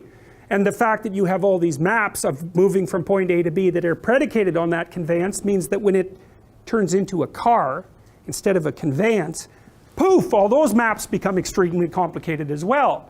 And so your body goes, well, my landscape is way more complex than I thought.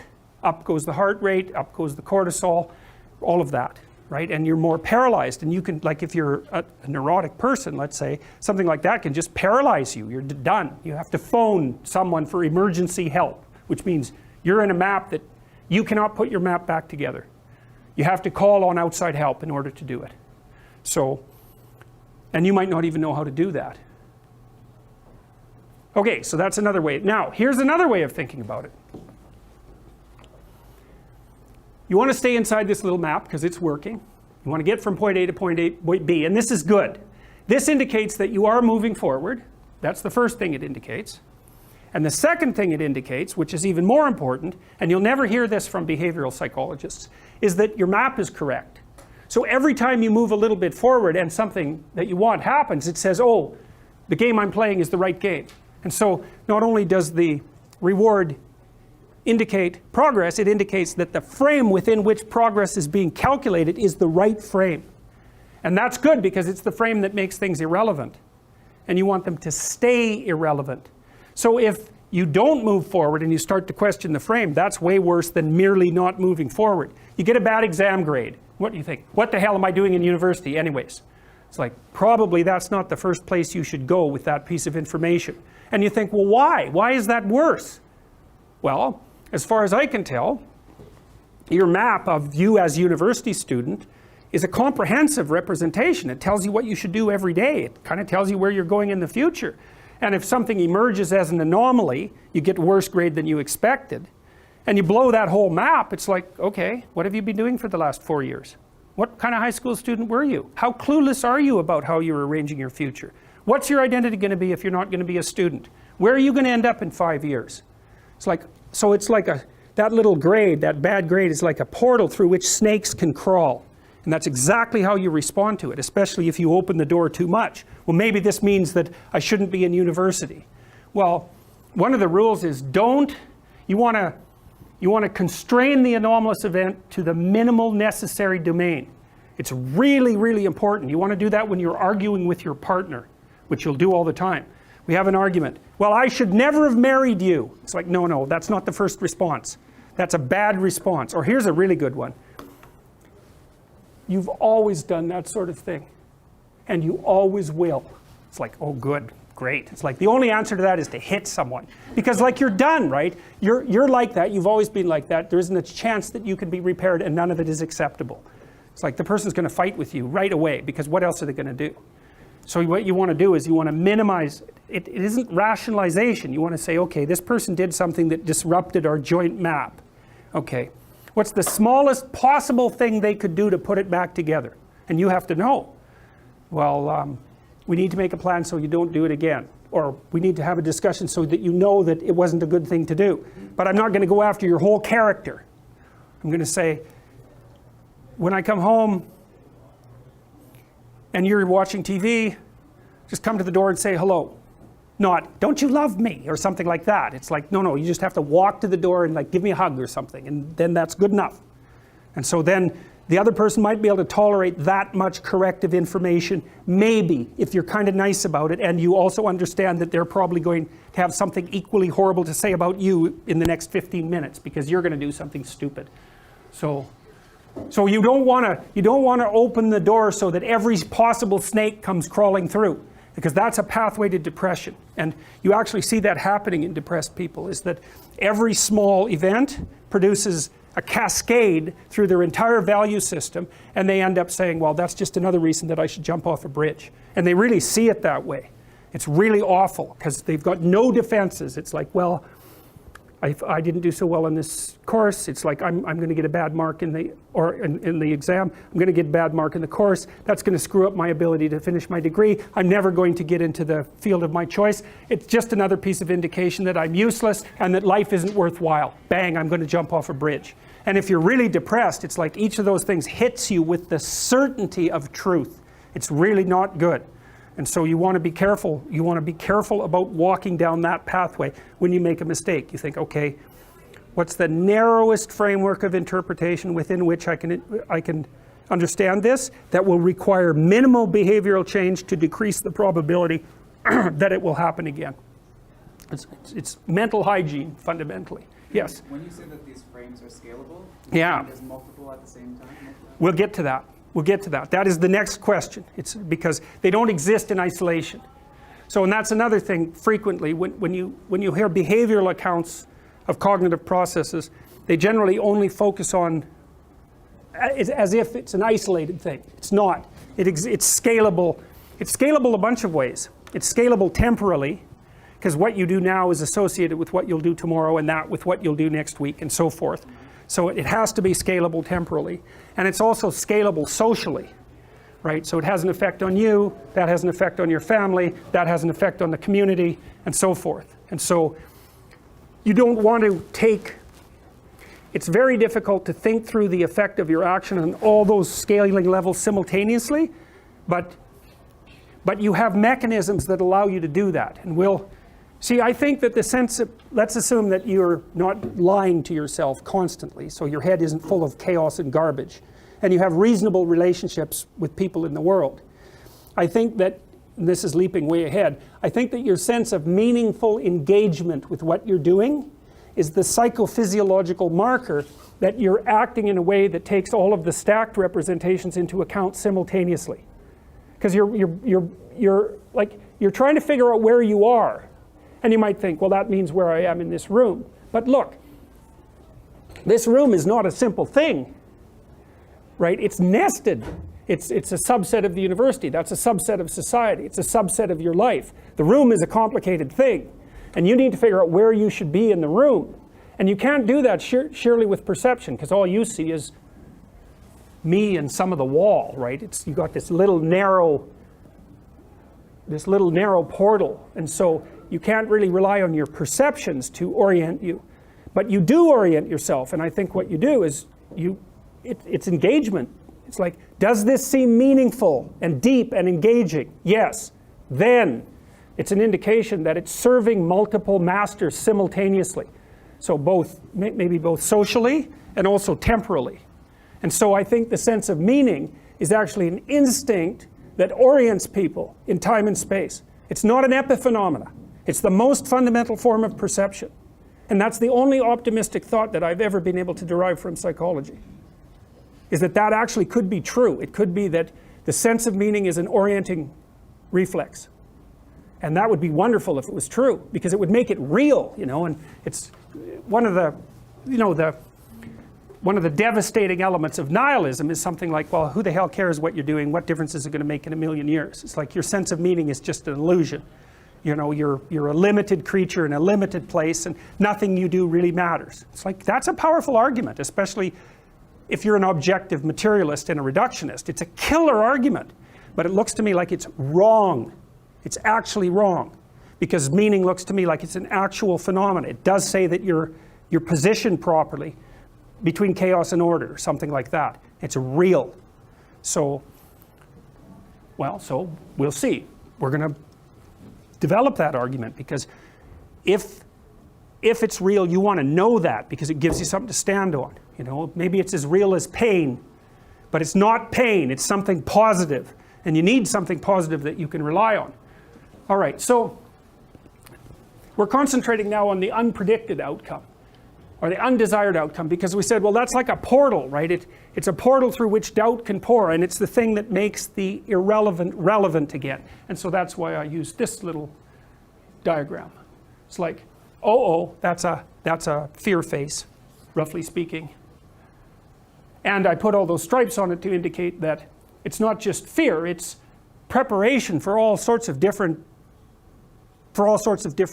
perceptions and all sorts of different motivational states. So imagine what happens when something knocks you back on your heels. It's like, not only does your body prepare, but simultaneously with all that preparation, all sorts of fantasies are generated. Like, and what they are is all sorts of alternative worlds. Well, why did this happen? You go back into your past and you say, well, here's one route, well, here's another route, here's another route, here's another route, here's another route. Like, I don't know what I did wrong, I don't know what anybody did wrong, but there's something back there that someone did wrong. And it can take people years to sort that out. And so those fantasies are all generated. And then the same thing happens with the future. It's like, well, what does this mean? Well, it could mean this, it could mean that. It could mean I'm getting divorced. It could mean I'm losing my house. It could mean I'll never talk to my kids again. It could mean that my career is going to collapse. Right? Or maybe I'll be able to get out of this stupid job that I've always hated, and something better will happen. All at the same time. So that's the response to anomaly. And the reason you respond that way is because you're no longer where you thought you were.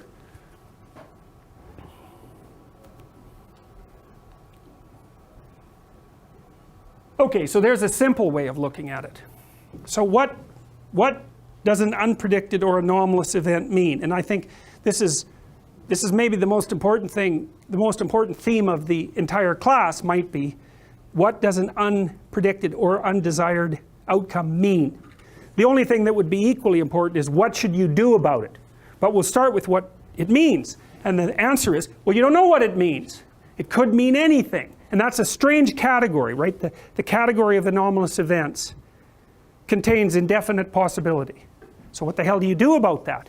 Well, you prepare to do a variety of things. You can simplify it and say, well, it's half threat, because something bad might happen, and it's half promise, because something good might happen. Okay, so that's a good way of thinking about it. It's a portal. All of a sudden, instead of the thing being irrelevant, the thing is ambivalent. It contains some slice of all possible meanings, positive and negative. Okay, so you're trying to sort that out. That's partly why it's so stressful too. And anger is a good response to that, because anger is partly an advanced emotion, because it's got a positive emotion element, which is why anger can be righteous, you know. But it's got a negative element too. It's negative emotion and positive emotion at the same time. So it's like the canonical stress emotion. So, but it's very hard on people, anger. It's very psychophysiologically demanding. So I started with that model, and then I developed it into this model, which I like better. So you're moving from, you haven't seen this because it's not in the book. You're moving from point A to point B, and you're using your actions, your known actions, to get there. Okay, and what happens? You run into an anomaly, and it's like a hole. It's a hole through the map. It's like a hole is burned in it or something like that. And the map's no longer relevant. And so what happens? Well, your positive emotion systems are activated or disinhibited. That's a better way of thinking about it. And your negative emotion systems are disinhibited. And what might those be? Well, in positive emotion, you have hope and interest and exhilaration and curiosity and confidence. And in the negative emotional space, you have anxiety and fear and hurt and anger and guilt and shame and disappointment and disgust. Like there's quite a stacking of emotions. And you don't know which of those is going to be useful and relevant. And so it all emerges at the same time. Now, one of the questions that was being begged, let's say, by this discussion was the idea of the relationship between these frames of reference to one another. I'm going to describe that relationship because one of the things that I want to describe to you is how you determine how upset you should be when something anomalous happens. Because it's really hard to figure out, right? So because, well, you see this often, especially if you're unsophisticated in dispute settlement with an intimate partner. Every little bump in the relationship is the potential dissolution of the entire relationship. That's actually why people get married, you know, just so you know. Because this is built into marital vows. I'm not leaving, ever, no matter what. It's like, okay, well, that definitely puts a boundary around our arguments, right? Because I can't say every time you manifest one of your flaws, which you're likely to do just as often as me, well, enough of this. It's like, that's horrible, man. If your whole life is, well, every time you get out of line, I'm out of here. It's like, how the hell are you? First of all, you're not going to admit to ever doing anything wrong. Second, you're going to be on your, you're like a scared cat the entire relationship because, well, who knows, it could just come to an end at any moment. It's like, you know, people say, well, if the possibility of divorce is open, it makes you free. It's like, yeah, that's what you want. You want to be free, eh? Really? Really? So you can't predict anything. That's what you're after. It's a vow. And it says, look, I know that you're trouble. Me too. So we won't leave, no matter what happens. Well, that's a hell of a vow, but that's why it's a vow, right? That's why you take it in front of a bunch of people. That's why it's supposed to be a sacred act. It's like, what's the alternative? What's the alternative? Everything is mutable and changeable at any moment. Well, go ahead. You live your life like that and see what you're like when you're 50. Jesus, it's dismal. 2 or 3 divorces, your family's fragmented, you've got no continuity of narrative. And it's not good for the kids, not by any stretch of the imagination. And so it's a form of voluntary enslavement, I suppose, but it's also equivalent to the adoption of a responsibility. And there's more to it than that. If you can't run away, then you can solve your problems. Because it might be, okay, well, I'm stuck with you. So how about we fix things? Because the alternative is we're going to be in a boxing match for the next 40 years. That's the alternative. So, and you think you're going to fix problems without something like that hanging over your head? There isn't a chance. You'll just avoid them because that's what people do. It's really hard to solve problems, especially in a relationship. We're having a fight and I find out that it's, you know, because you were abused by your uncle when you were 5 or some goddamn thing. You know, it's like, it's very frequent that that sort of thing happens. There's your partner's, you know, manifesting some weird anomalous behavior. You just can't make heads or tails of it. It doesn't seem related to what you're doing at all. They don't want to talk about it. And so as soon as you bring it up, they get mad. And then you bring it up again, they even get madder and they tell you that you're not going to talk about that or they're going to leave. And so maybe you're really, really persistent because you're kind of a son of a bitch, and then they break down and cry, you know, and then they have this horrible memory that comes flooding forward that's completely, you don't know what to do with it, and then you have to sort it out. It's like, you think you're going to do that unless there's a good reason? You have to know, we better sort this out or we're going to be carrying it around for the next 40 years. That maybe is enough motivation so you'll actually try hard to solve a problem. It's a lot easier to say, well, sorry, we're not going there. But then, good, you'll have it every day, every goddamn day for the rest of your life. Anyways, back to this. All right, so what's the relationship between your frames of reference? Well, let's do it this way. Let's see if I can think of a good example. Why'd you get up this morning? Okay, why? Why did you want to come to class?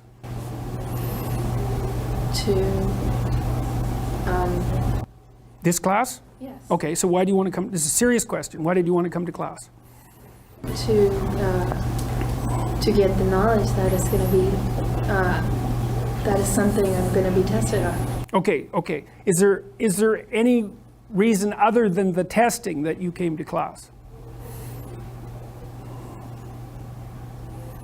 It's okay. You can. This is not a trap. You can say whatever you want. They're just straight questions.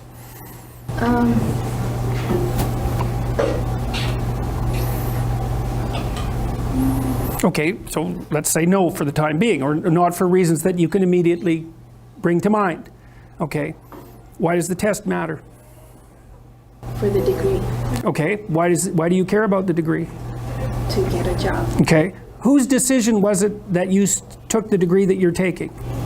Mine. Yours. Okay. Did your parents have any influence on that? No. No. Okay. What job are you after? Psychology. Clinical? Yes. Clinical psychologist. Why do you want to do that? Again, you don't. I'm going to question you till you run out of answers. You will run out of answers. So if this is the time, that's fine. Why do you want to do clinical psychology? To help people. To help people. Okay. Why is that more important to you than making money? Because it helps me interact. How? It sort of makes me happy to see other people get over their problems. Okay. All right, good. Well, that's pretty good. You had lots of answers. So sometimes you can run people out of answers with about 3 questions. So, all right, so small action perception nested in larger action perception, nested in larger action perception, all the way out to, well, till you run out of answers, fundamentally, right? So, and that's where, at the edge where you run out of answers, that's where metaphysics takes over. Because you're not in a rational domain anymore. You're in a metaphysical domain at that point. And so you have implicit assumptions that you don't even know about that are working on the fringes. And we'll talk about that a little bit. Okay, so then we could take a category like, we'll do a microanalysis the same way. So you're at home and you're tickling the baby. All right, so we'll note first that's not an abstraction. Right, there's an actual baby and you're moving your fingers. And so that's not just an abstract conceptualization. It's also where your consciousness ends. You're tickling the baby, but you don't know how you're doing it. You don't know the musculature. You don't know how to manipulate the little organs and everything. You can just do it. So bang, you're out of the perceptual domain at that point. It grounds out in voluntary action. All right, so you're tickling the baby. What are you doing when you're tickling the baby? Well, you're making the baby laugh. Okay, that's one way. You're playing with the baby. Okay, so fine. That's a subset of the activity play with baby. And you can play peekaboo with the baby, you can tickle the baby, you can clean the baby. And all of that can be part of playing. And you might say, well, what are you doing when you're playing with a baby? And you'd say, well, I'm taking care of my family. And fine. And then you think, well, what are you doing when you're taking care of your family? And you might say, well, I'm being a good parent. And then you might say, well, what am I doing when I'm being a good parent? You might say, well, I'm being a good person. And then you could say, well, why should you be a good person? But we won't go any farther than that. It's sort of, because you can see that that's sort of in some sense, that's an ultimate level of abstraction. Okay, so you could, what do you do? Someone comes up to you and you're tickling the baby and you say, well, I'm being a good person. They ask, what are you doing? I'm being a good person. It's like, it's a bit disjointed. It isn't what the person would expect as an answer. They'd expect something more local, but it's still true. And so what's interesting is that when you're doing something that's, well, I would say worthwhile. That's probably the right way of thinking about it. You're doing a whole bunch of things simultaneously. And you're not really aware of all those things, but you are in some sense, you know, because if someone might come along and say, well, what kind of idiot tickles a baby like that? It's like, well, what have they said? Well, they've kind of nailed you here down on the micro tickle level, but they're sort of also taking a pretty good crack at this high level system as well. Now, and that's a problem. So let's say, well, good parent is a subset of being a good person, but there's all sorts of other. Maybe you have to be a good partner. Maybe you have to be a good daughter. Maybe you have to be a good niece. You know, your ability to function as a good person is composed of a very large number of hierarchically nested subsystems. And so when the person goes, only an idiot would tickle the baby like that, and they go after that, you might think, well, how upset should you get? And the answer is, well, how valid do you think their complaint is? So let's say maybe only an idiot would tickle a baby like that, and you happen to be that idiot. And so, well, maybe you're not a good person. And so what does that mean? It means that the map that consists of all these nested subsystems has now become unreliable. And so how upset are you going to get about that? Well, you know, maybe you had a bad day at work and you're kind of hypoglycemic and you had too much to drink the night before, and so someone says, you know, that's not how you tickle a baby, you idiot, and you cry. Well, why? Well, it's a pretty high-level blow. And so it's the sort of thing you want to do if you want to hurt someone. It's not a good way to teach someone, because you teach them down at the smallest possible level, the micro. No, you don't tickle a baby like that. You tickle a baby like this. And you're doing a good job on everything else. But if you're going to tickle a baby, this is how you go about it. And the person thinks, well, you know, I'm doing a fairly good job, but I've got this little thing I have to work on, and maybe I can manage it. And so that works. And that works, and you can have some sympathy for the person at the same time, because you might say, well, I used to tickle babies like an idiot too, but you know, it's fixable, and most of you is okay. And that's a nice thing to do when you're arguing with someone. You say, look, here's a bunch of things you're doing right that are related to this, that are important. Here's a small thing that maybe you could alter slightly and it would make me happy, and maybe I'll return the favor at some point. And they think, oh well, maybe I'll do that, maybe. And then they practice doing it, and you can give them a pat on the head, and then you're both happy about that. That really works with people. It really works. So, okay, so what you see is that these high-level abstractions, let's call them ethical abstractions, are related to actions. They're related, and so you can see that relationship from the good person to doing something like tickle the baby properly. And then you can conceptualize it this way, that you have this massive overarching map, which is something like the story of your life, including its extension into the future. And then it consists of these subordinate maps, which can be broken down all the way down to the level of actions. And so then that explains to you, to some degree, how you can do the impossible job of calibrating your emotional response. Because roughly speaking, your emotional response should be proportionate to the level that's being assaulted by the anomaly, right? If it's way up here, you wrote your MCAT because you want to go to medical school, right? And so now the envelope comes and you're shaking away, and you open it and it's like you got 25th percentile, just like a quarter of the people who take the test. Well, what does that mean? Well, this is sure all blown to hell, that's for sure. And so God only knows how many of these things are going to go too. Maybe your study habits really need to be, you know, you have to reconstitute yourself all the way down to the level of your habits. It can be devastating news. Now, one of the ways to protect yourself against something like that is like, don't have one plan, right? If you're going to stake yourself on something, you should throw a couple of alternative scaffolds up beside you so that you have somewhere to go. You want to be a doctor. Okay, well, you could be a nurse. It's like, it's not a doctor, but it beats cutting your throat. You're still doing 80% of what you wanted to do.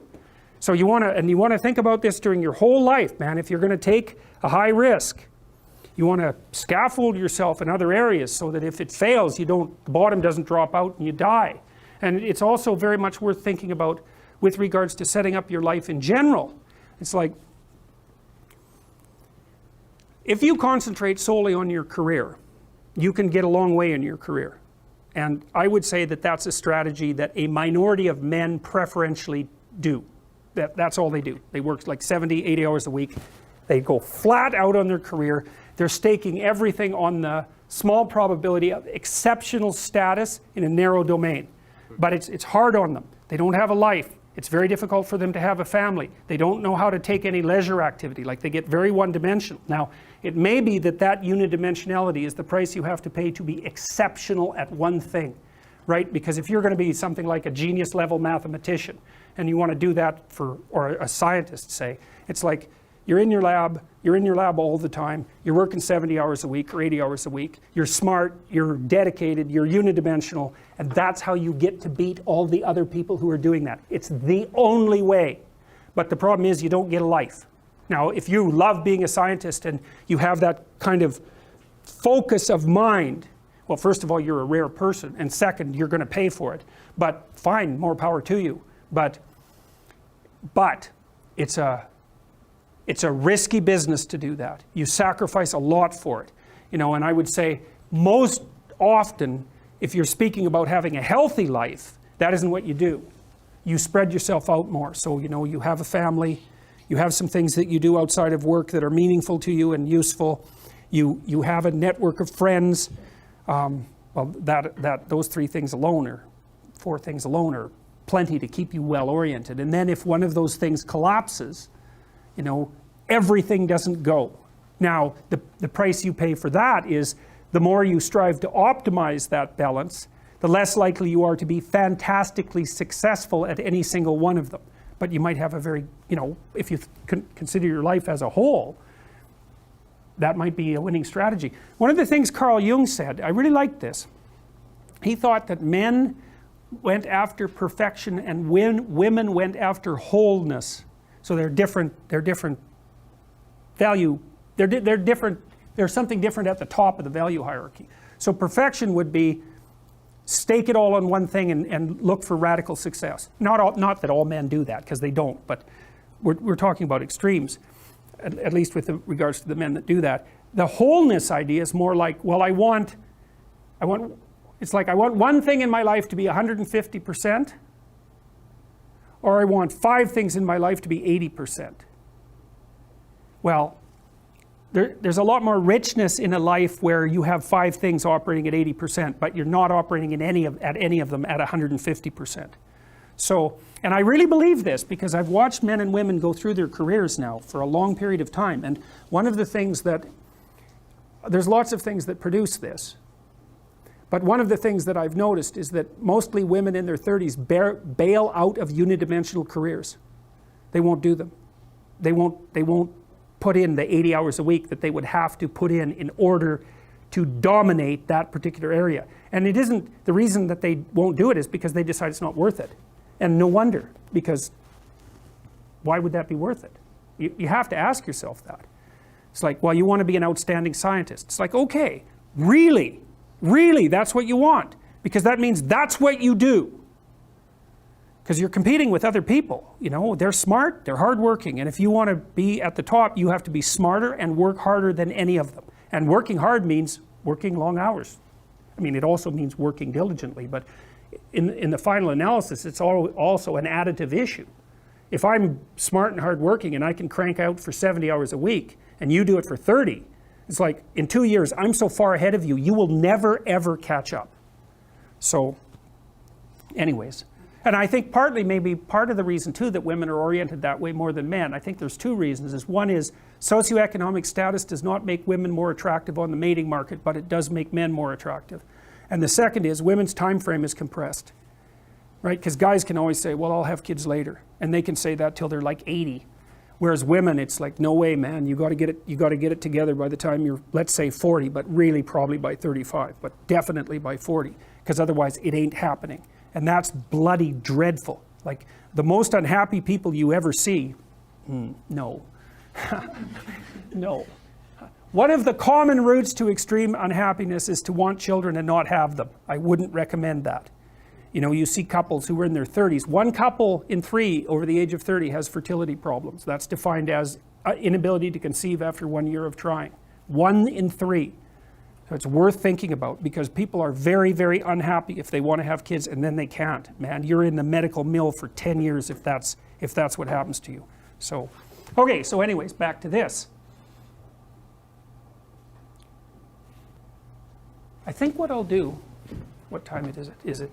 Because I'd have to open up a whole new can of worms, so to speak, to do the next part. So I think actually what I'm going to do is just recap what we did and then stop. Or maybe we can have some questions, or maybe we can call it an early day. Okay, so what is the fundamental issue here? What did we discuss today? All right, so you're in a frame, and we've laid out its characteristics. It has a goal in it. It has a current position in it. It has rules for operating within it. It governs your perceptions, which is a really critical thing to understand. And while governing your perceptions, it tells you what's useful to you and what gets in your way, but most importantly, it tells you what you don't have to pay attention to. So as long as your damn frame is functional, you can ignore most of the world, and that means your stress level is way lower than it would normally be. Okay, so perception, motivation, all of that's integrated into those frames. And then the emotional element comes out in that when you're within a frame, things that move you forward and validate the frame are positive, and things that get in your way and invalidate the frame are negative. And then the next issue is, well, if your frame is invalidated, exactly what does that mean? And you can't answer that without thinking about the hierarchy of frames, because if you're lucky, it just means your frame needs a minor alteration. That would be equivalent to Piagetian assimilation in some sense, right? You can stay in the frame, you just make a small adjustment. I think the Piagetian distinction between assimilation and accommodation is technically inaccurate because it's a continuum, right? I mean, if I want to grab your pen, I have a little frame that will enable me to do that. You say, well, I'm staying within the frame to move that out of the way, but actually I'm not.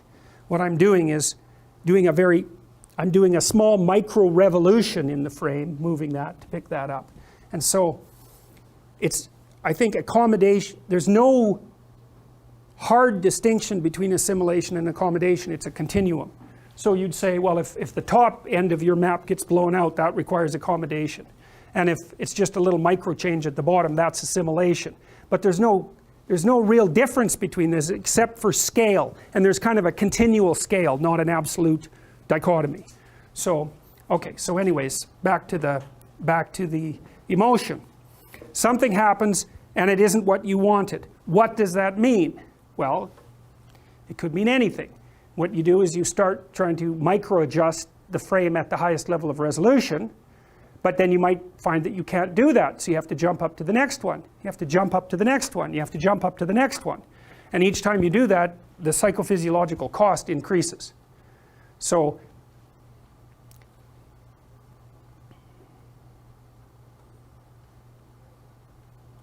okay, so we talked about the cost end of the spectrum, and then we also talked about the engagement end of the spectrum. And so the idea would be, well, if you're very much engaged, say in, let's go to that again. If you find it very engaging to play with your baby, then you might be doing it in a way that's indicating that you're taking good care of your family, that you're being a good parent, and that you're being a good person all simultaneously. And there's rich meaning in that. And the systems that orient you with regards to meaning are saying, look, you're doing this micro-action in a way that benefits the maintenance and maybe even the expansion of all the frames that exist above it. And that's exactly what you want. You want to be doing that all the time if you can. And so that implies that you want to delineate out a pretty well-developed value system so that you're not acting at odds with yourself. And you also want to have that integrated within the broader society so that society isn't existing towards you as a continual obstacle and making your life miserable. So, okay. Good. Questions?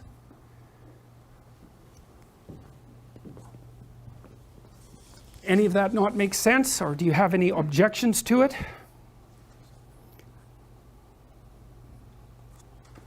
It's funny, I mentioned the word matter, you know, because things are made out of matter, or maybe they're made out of what matters, but the word object is the same thing. You could say that the world is made out of objects, or you could say that the world is made out of what objects. And both of those, weirdly enough, they're equally true in some sense. Question? So you said the main circuitry for the part that's with the positive affect is the dopaminergic system. Yes. And I'll be assuming that when you reach point B, it will be the opioid system. No, it's the serotonin system in all likelihood. So serotonin seems, so the question was positive emotions mediated by dopamine when you're advancing towards something, say, or when you have a cue that something good is about to happen. What is the system that mediates positive emotion at the satiation level? And if I can add the negative affect one Yep. as well. What is the circuit for that? Yep, okay. Well, let's start with the satiation issue. That seems mostly regulated by serotonin. The opiate issue is, there are other forms of specific reward that don't seem to be merely motivated or merely underpinned by dopamine. And the opiate system would be one of those. There's an oxytocin system as well. So there are other biochemical systems that are involved in more specific forms of reward. But the thing that's common among instances that make it appear that you're moving forward is the dopaminergic element, roughly speaking. And then one of the things that happens if you're higher in serotonin because you're more dominant is that you're more satiated all the time. That's why people who are low in the dominance hierarchy with decreased levels of serotonin are more impulsive and also more emotionally dysregulated. They're more impulsive because, hey, you take your positive thing when you can get it. And so they're more dissatisfied. They're more looking for anything that will produce a positive outcome. And then they're also more likely to experience diffuse negative emotion, partly because their serotonin systems are lower, indicating their tenuous status in the dominance hierarchy, meaning that everything they do that's uncertain is far more dangerous. So this is also why it's very difficult often when you're trying to treat someone who's depressed, because you could say there's not much difference between being depressed and existing in the biochemical state that being at the bottom of the dominance hierarchy would produce. In fact, they're the same thing. Well, then the question is, are you depressed or are you just at the bottom of a dominance hierarchy? Because those are not, like the symptomatology is very, very similar. But the cause and the cure are not the same. You know, because you might be at the bottom of a dominance hierarchy because you're just, everything about your life is ruined. So, and of course you're suffering. Are you depressed? So, no, not exactly. You just have nowhere to go. So, other questions? Yes? I was wondering why people pursue motivations that don't produce this resonance of meaning in this hierarchy that you talked about. Okay, so the question is, why do people pursue rewards that don't produce this resonance? They don't have a value hierarchy. So Pleasure Island, it's a good example. Those kids that were brought there were lost. So they didn't have anywhere to go. They didn't have an identity. So they default to local pleasure. And that's better than none. Although the problem with local pleasure, well, as the narrative made clear, is that you better look out if you're impulsive, because it's going to kick back on you hard. And the reason is, you're only considering the immediate time frame. And the problem is that things propagate across all the time frames. And so just because something works really well this second, cocaine, for example, doesn't mean that it's a tenable solution to the class of all problems. So usually, often, people pursue local pleasure because that's the best they can imagine. It's the best they've been taught. They don't see another alternative. So it could be ignorance. It can be they don't want to adopt the responsibility, because part of the problem with working at every level of the hierarchy simultaneously is that it's like dancing to a very complex waltz, let's say. You have to be paying attention to a very large number of things simultaneously and doing things right. It requires responsibility. And so, you know, it's a pain. It's a weight. Part of the reason people drink alcohol is to get rid of their responsibility. I mean, that's, you know, you hear people drink because they have problems. It's like, yeah, no. Some people drink because they're anxious, and alcoholics drink because they're in withdrawal. But young people drink because they're sick and tired of being responsible, because it's annoying. It's like, so I'll drink enough, I won't care about the medium to long-term consequences, because alcohol, that's exactly what alcohol does. It doesn't make you ignorant of the medium to long-term consequences, but it makes you not care about them. And partly it's because it dampens anxiety. So it dampens anxiety, leaves your positive emotion circuits intact, so then you can go out there and do stupid fun things. And that's a party, really. Let's go do stupid fun things. That's a party. But the medium to long-term consequences it's risky. It doesn't mean you shouldn't do it, but it's risky. So, yeah, they don't know better. That's the answer, I would say.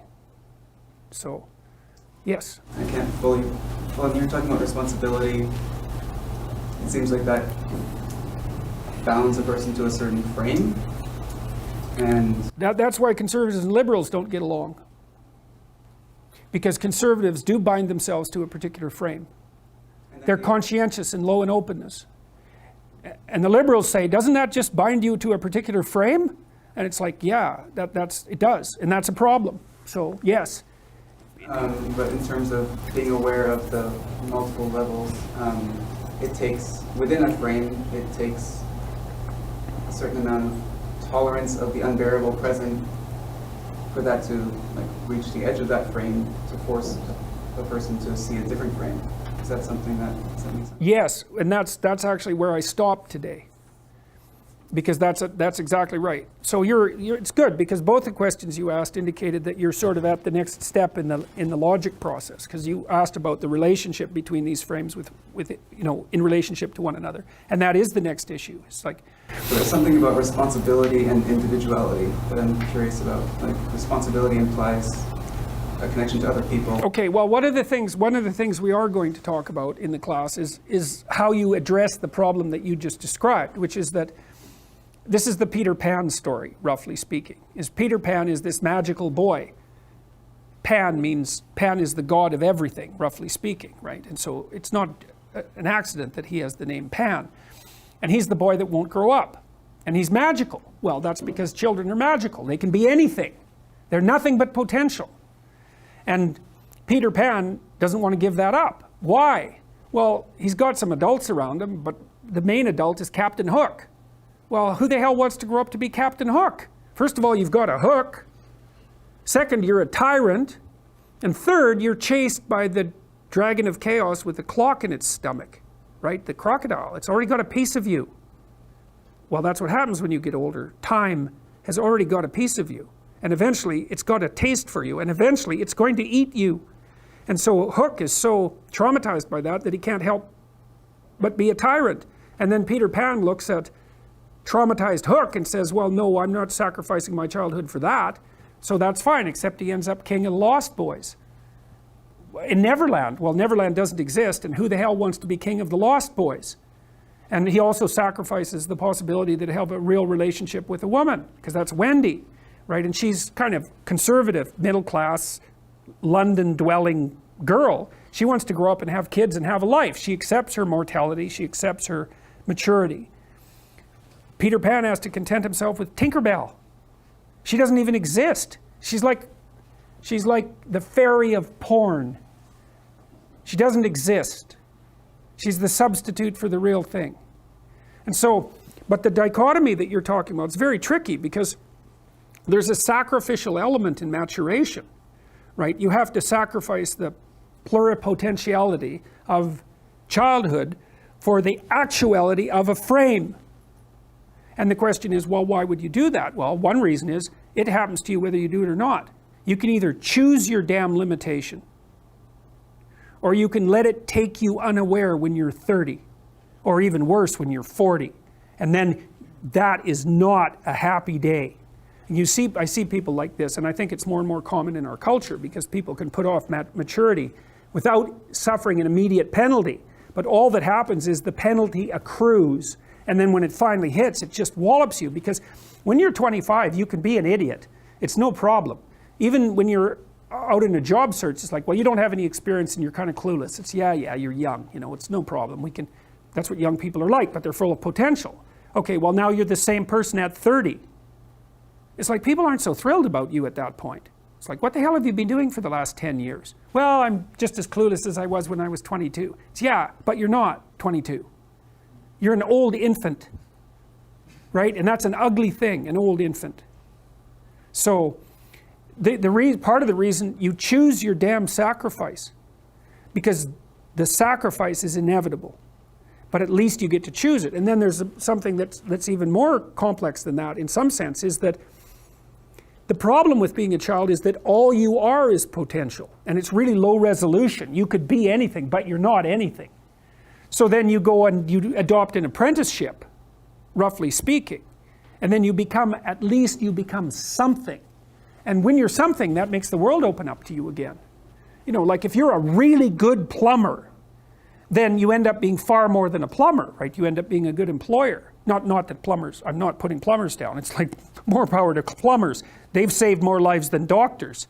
So, hygiene, right? So, you know, if you're a really good plumber, well, then you have some employees, you run a business, you train some other people, you enlarge their lives, you're kind of a pillar of the community, you have your family. Once you pass through that narrow training period, which narrows you and constricts you and develops you at the same time, then you can come out the other end with a bunch of new possibility at hand. And Jung talked about that. He thought that part of the proper path of development in the last half of life was to rediscover the child that you left behind as you were apprenticing. And so then you get to be something and regain that potential at the same time. Very, very smart. Well, he was very, very smart. So that's very wise thing to know. So, yep.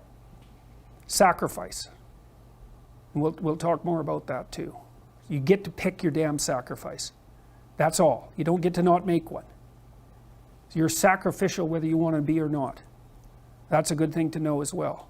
So even though it's rather, you know, it's a rough thing to figure out. But other questions?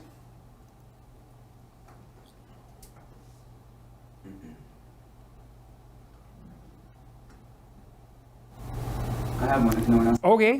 That thing you just said about noticing it more and more in people late into their 20s. Yeah. What do you think about that? Where do you think that comes from in terms of the culture we live in? I think universities facilitate it. Because you can go to university to not be something instead of going to university to be something. And it's Pleasure Island. And the price you pay for it, especially in the US, is debt. And you're enticed into it because the administrators can pick your pocket. So they rob your future self while allowing you to pretend that you have an identity, right? Very nasty.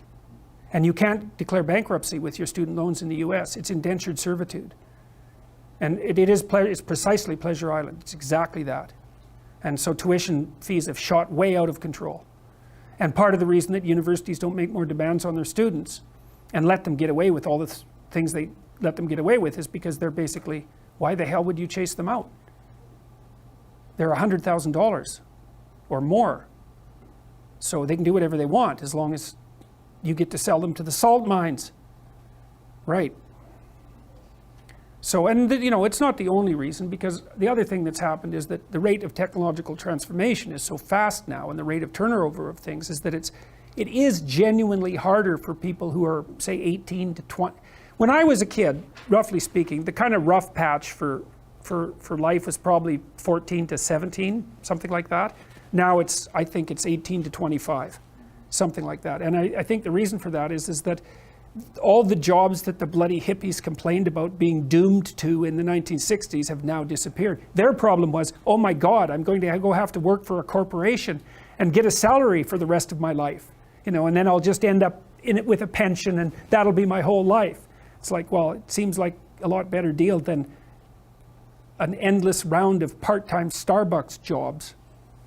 So, you know, some of it is that. There's a space now in our culture that is lacking for people to make that transformation from adolescence into adulthood. And so it's the cost of that is forestalled. It's not a good thing. It's not a good thing. Do you think this is affecting employers maybe in choosing younger people for a job? Maybe saying that they're seeing this slower maturation, or they're saying that this person's got a degree from U of T, but I've heard bad things, that degrees aren't worth it. Well, there's a couple of problems with the degrees, is that everyone has one. That's the first one. Because scarcity matters, obviously. The second thing is that the match between the degree and the workplace has become less and less self-evident. You know, what should happen when you go to university is you should learn how to think and formulate arguments. You should learn to think, speak, and write. That's what the humanities are for. They're to make you dangerous, right? Because if you can think and speak and write, you're deadly. In a complex job, you're exactly what's necessary. But if you don't have that, it's like, what the hell good is the degree? So, I mean, degree in English literature doesn't prepare you for a job. It could make you think, write, and speak, which prepares you for any complex job, and that's what's supposed to happen. But increasingly, I think that doesn't happen. And the employers are waking up to this very rapidly. So, and they've already known that for most complex positions, they have to train their people. Now they're thinking, well, why do I have to bother with the degree if I'm going to train them, if it isn't bringing anything of value? You see this even in fields like law. When I went to do a debate at Queen's University 3 weeks ago, I think, they couldn't get anybody to debate me. You know, the guy had to play devil's advocate. We were talking about Bill C-16. I thought, Jesus, that's so pathetic. I'm talking about legal matters. And I'm at one of the greatest universities in the West. You know, I mean, it's in the top 200, let's say. I couldn't get someone to argue with the stupid psychology professor about law. I had to get a devil's advocate. And so one of the things that was really disheartening talking to the students was they told me, 4 or 5 of them, they're not learning a damn thing in law. It's all social justice nonsense. It's like, well, good, that'll do in the profession. It's being done in any ways because lawyers are being replaced by automation. And so a lot of what they do is dig up information. It's like, well, you can do that on your own, and forms are proliferating like mad. So the law school should be teaching you to be a monster. You better be. But you come out, you're concerned with social welfare. Oh God. It's like, well, there's just nothing to that. It's like, you come out and say you want to be nice to people. Well, that's nice, good, you go right ahead. It's like, I'll go find someone who can do something, and you can go be nice to people and see how effective that is. So it's a lot of things that are conspiring in the same direction. People don't have to get married to have sex. So we have no idea what that's going to do, although we know one thing it's done is the only people who get married now are rich. Right? Which is another thing that's really comical, because the feminist idea in the 60s was that marriage was an oppressive patriarchal institution. It's like, okay, fine. Then why do only rich women get married now? Because that is the case. And so for poorer women, the dissolution of marriage has been an absolute catastrophe. They are so screwed because they have kids. So they're working. They've got their 90-hour work week, man, that's for sure. They're much less attractive to potential mates. So they get low-quality men, often parasitical and predatory. So they often have like jobs in retail, for example, which are just dreadful. You don't even know what your schedule is going to be. You get paid hardly anything. You know, it's really, but if, you know, most of the women who are outspoken feminists are on the successful end of the socioeconomic distribution. They're university students or people like that. They don't even know any poor women. So they have no idea what their lives are like, and you would never know because they're at home working, you know, they're either at their horrible job or they're at home slaving away with their kids. So it's not like they're out there telling you what's wrong with them. So. Is there a way to fix this? Like I TA, so sometimes I see in my students a lack of, as you call it, critical thinking. Like when you teach a language, it's almost like it's like a mathematical problem and a logic association with conjugation of verbs, and I feel sometimes they're lacking in this basic knowledge of how to put 2 and 2 together. You know, 2 and 2 is 4. The best way to teach people critical thinking is to teach them to write. And I made this little thing that I put online. It's, I don't know if maybe is it in the Psych 434 website? Did I post that rubric for essay writing? But I don't think it actually went through. I think it is still on 430. That's how I got it. Is it not on 434? Is that not working? The email must not have gone through when you were doing it. Oh. Yeah, but I still found it. It's still in 430. Oh, okay. Well, there's an essay. Oh, that's too bad. It's not on the Psych 434 website even? I didn't check. Because I updated it. Anyways, I have this guide to writing that if it isn't on the 434 website, it is definitely on the 430 website. And it steps people through the process of writing. Because what's happened now, it's very hard to teach people to write because it's unbelievably time intensive.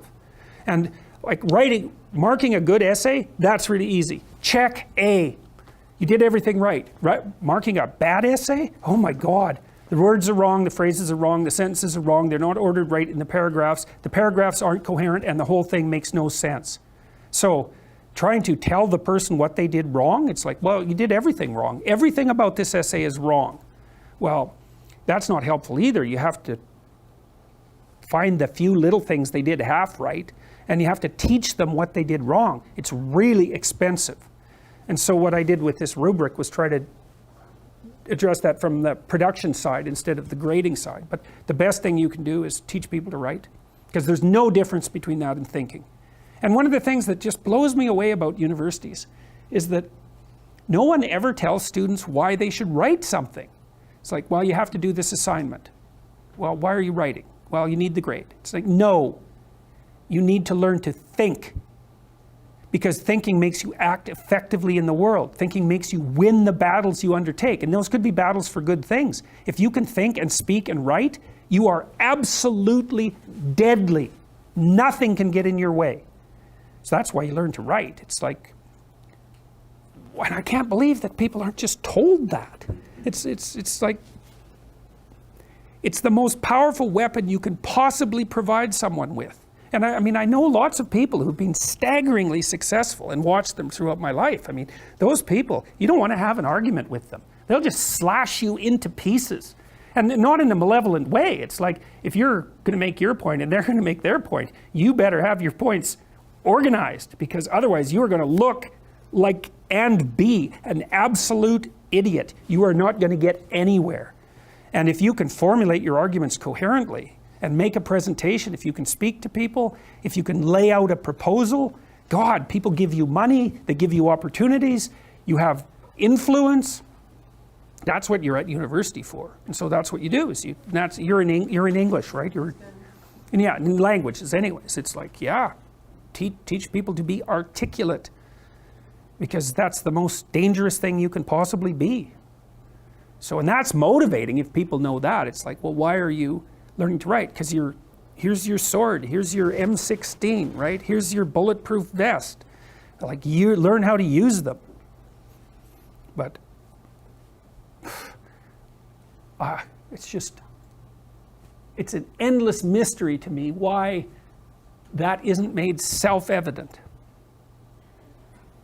So that's the sort of thing that can drive you mad trying to sort out. It's like there's a conspiracy to bring people into the education system to make them weaker. So I guess that keeps the competition down. Maybe that's one way of thinking about it. If your students are stupid, they're not going to challenge you. So, other questions? Disagreements? I mean, it's a pretty harsh indictment of the university system.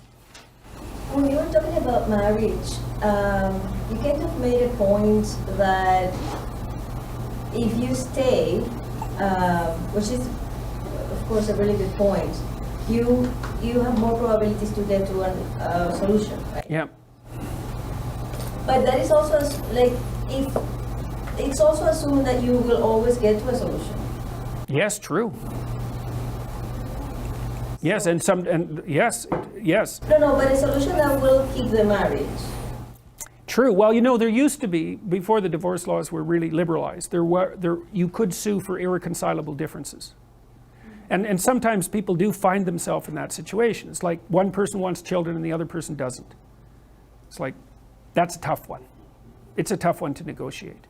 So I'm certainly not saying that just because you lock yourself into like two cats in a barrel, that will make you solve your problems, because problems are hard to solve and sometimes you can't solve them.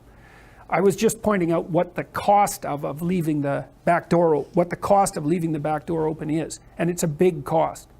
And one of the things I see too is that people's identities fragment increasingly across time. One of the things that you have as you age is something like the continuity of your life. You have someone that you're with, you've tied your story together with theirs, you have children, maybe they have children. It's like there's this continual payoff, so to speak, in quality that you obtain from staying within that frame. And you can jump out of that, and I suppose to some degree that provides freedom, but it isn't obvious to me that it does that for people. But you're assuming that one specific relationship is high quality. It may not be. No, but it's also the case that sequential relationships are unlikely to be that. So, look, I'm definitely not making a utopian case for marriage. So, I would like to hear the case for divorce from you, because it's really interesting, right? It's a strong point, but at the same time, I think there are relationships that are really low quality. Yeah. And if that's the case, then insisting on them cannot be good. yeah, well, that's definitely the alternative argument. And of course, there are strong things to be said on both sides. But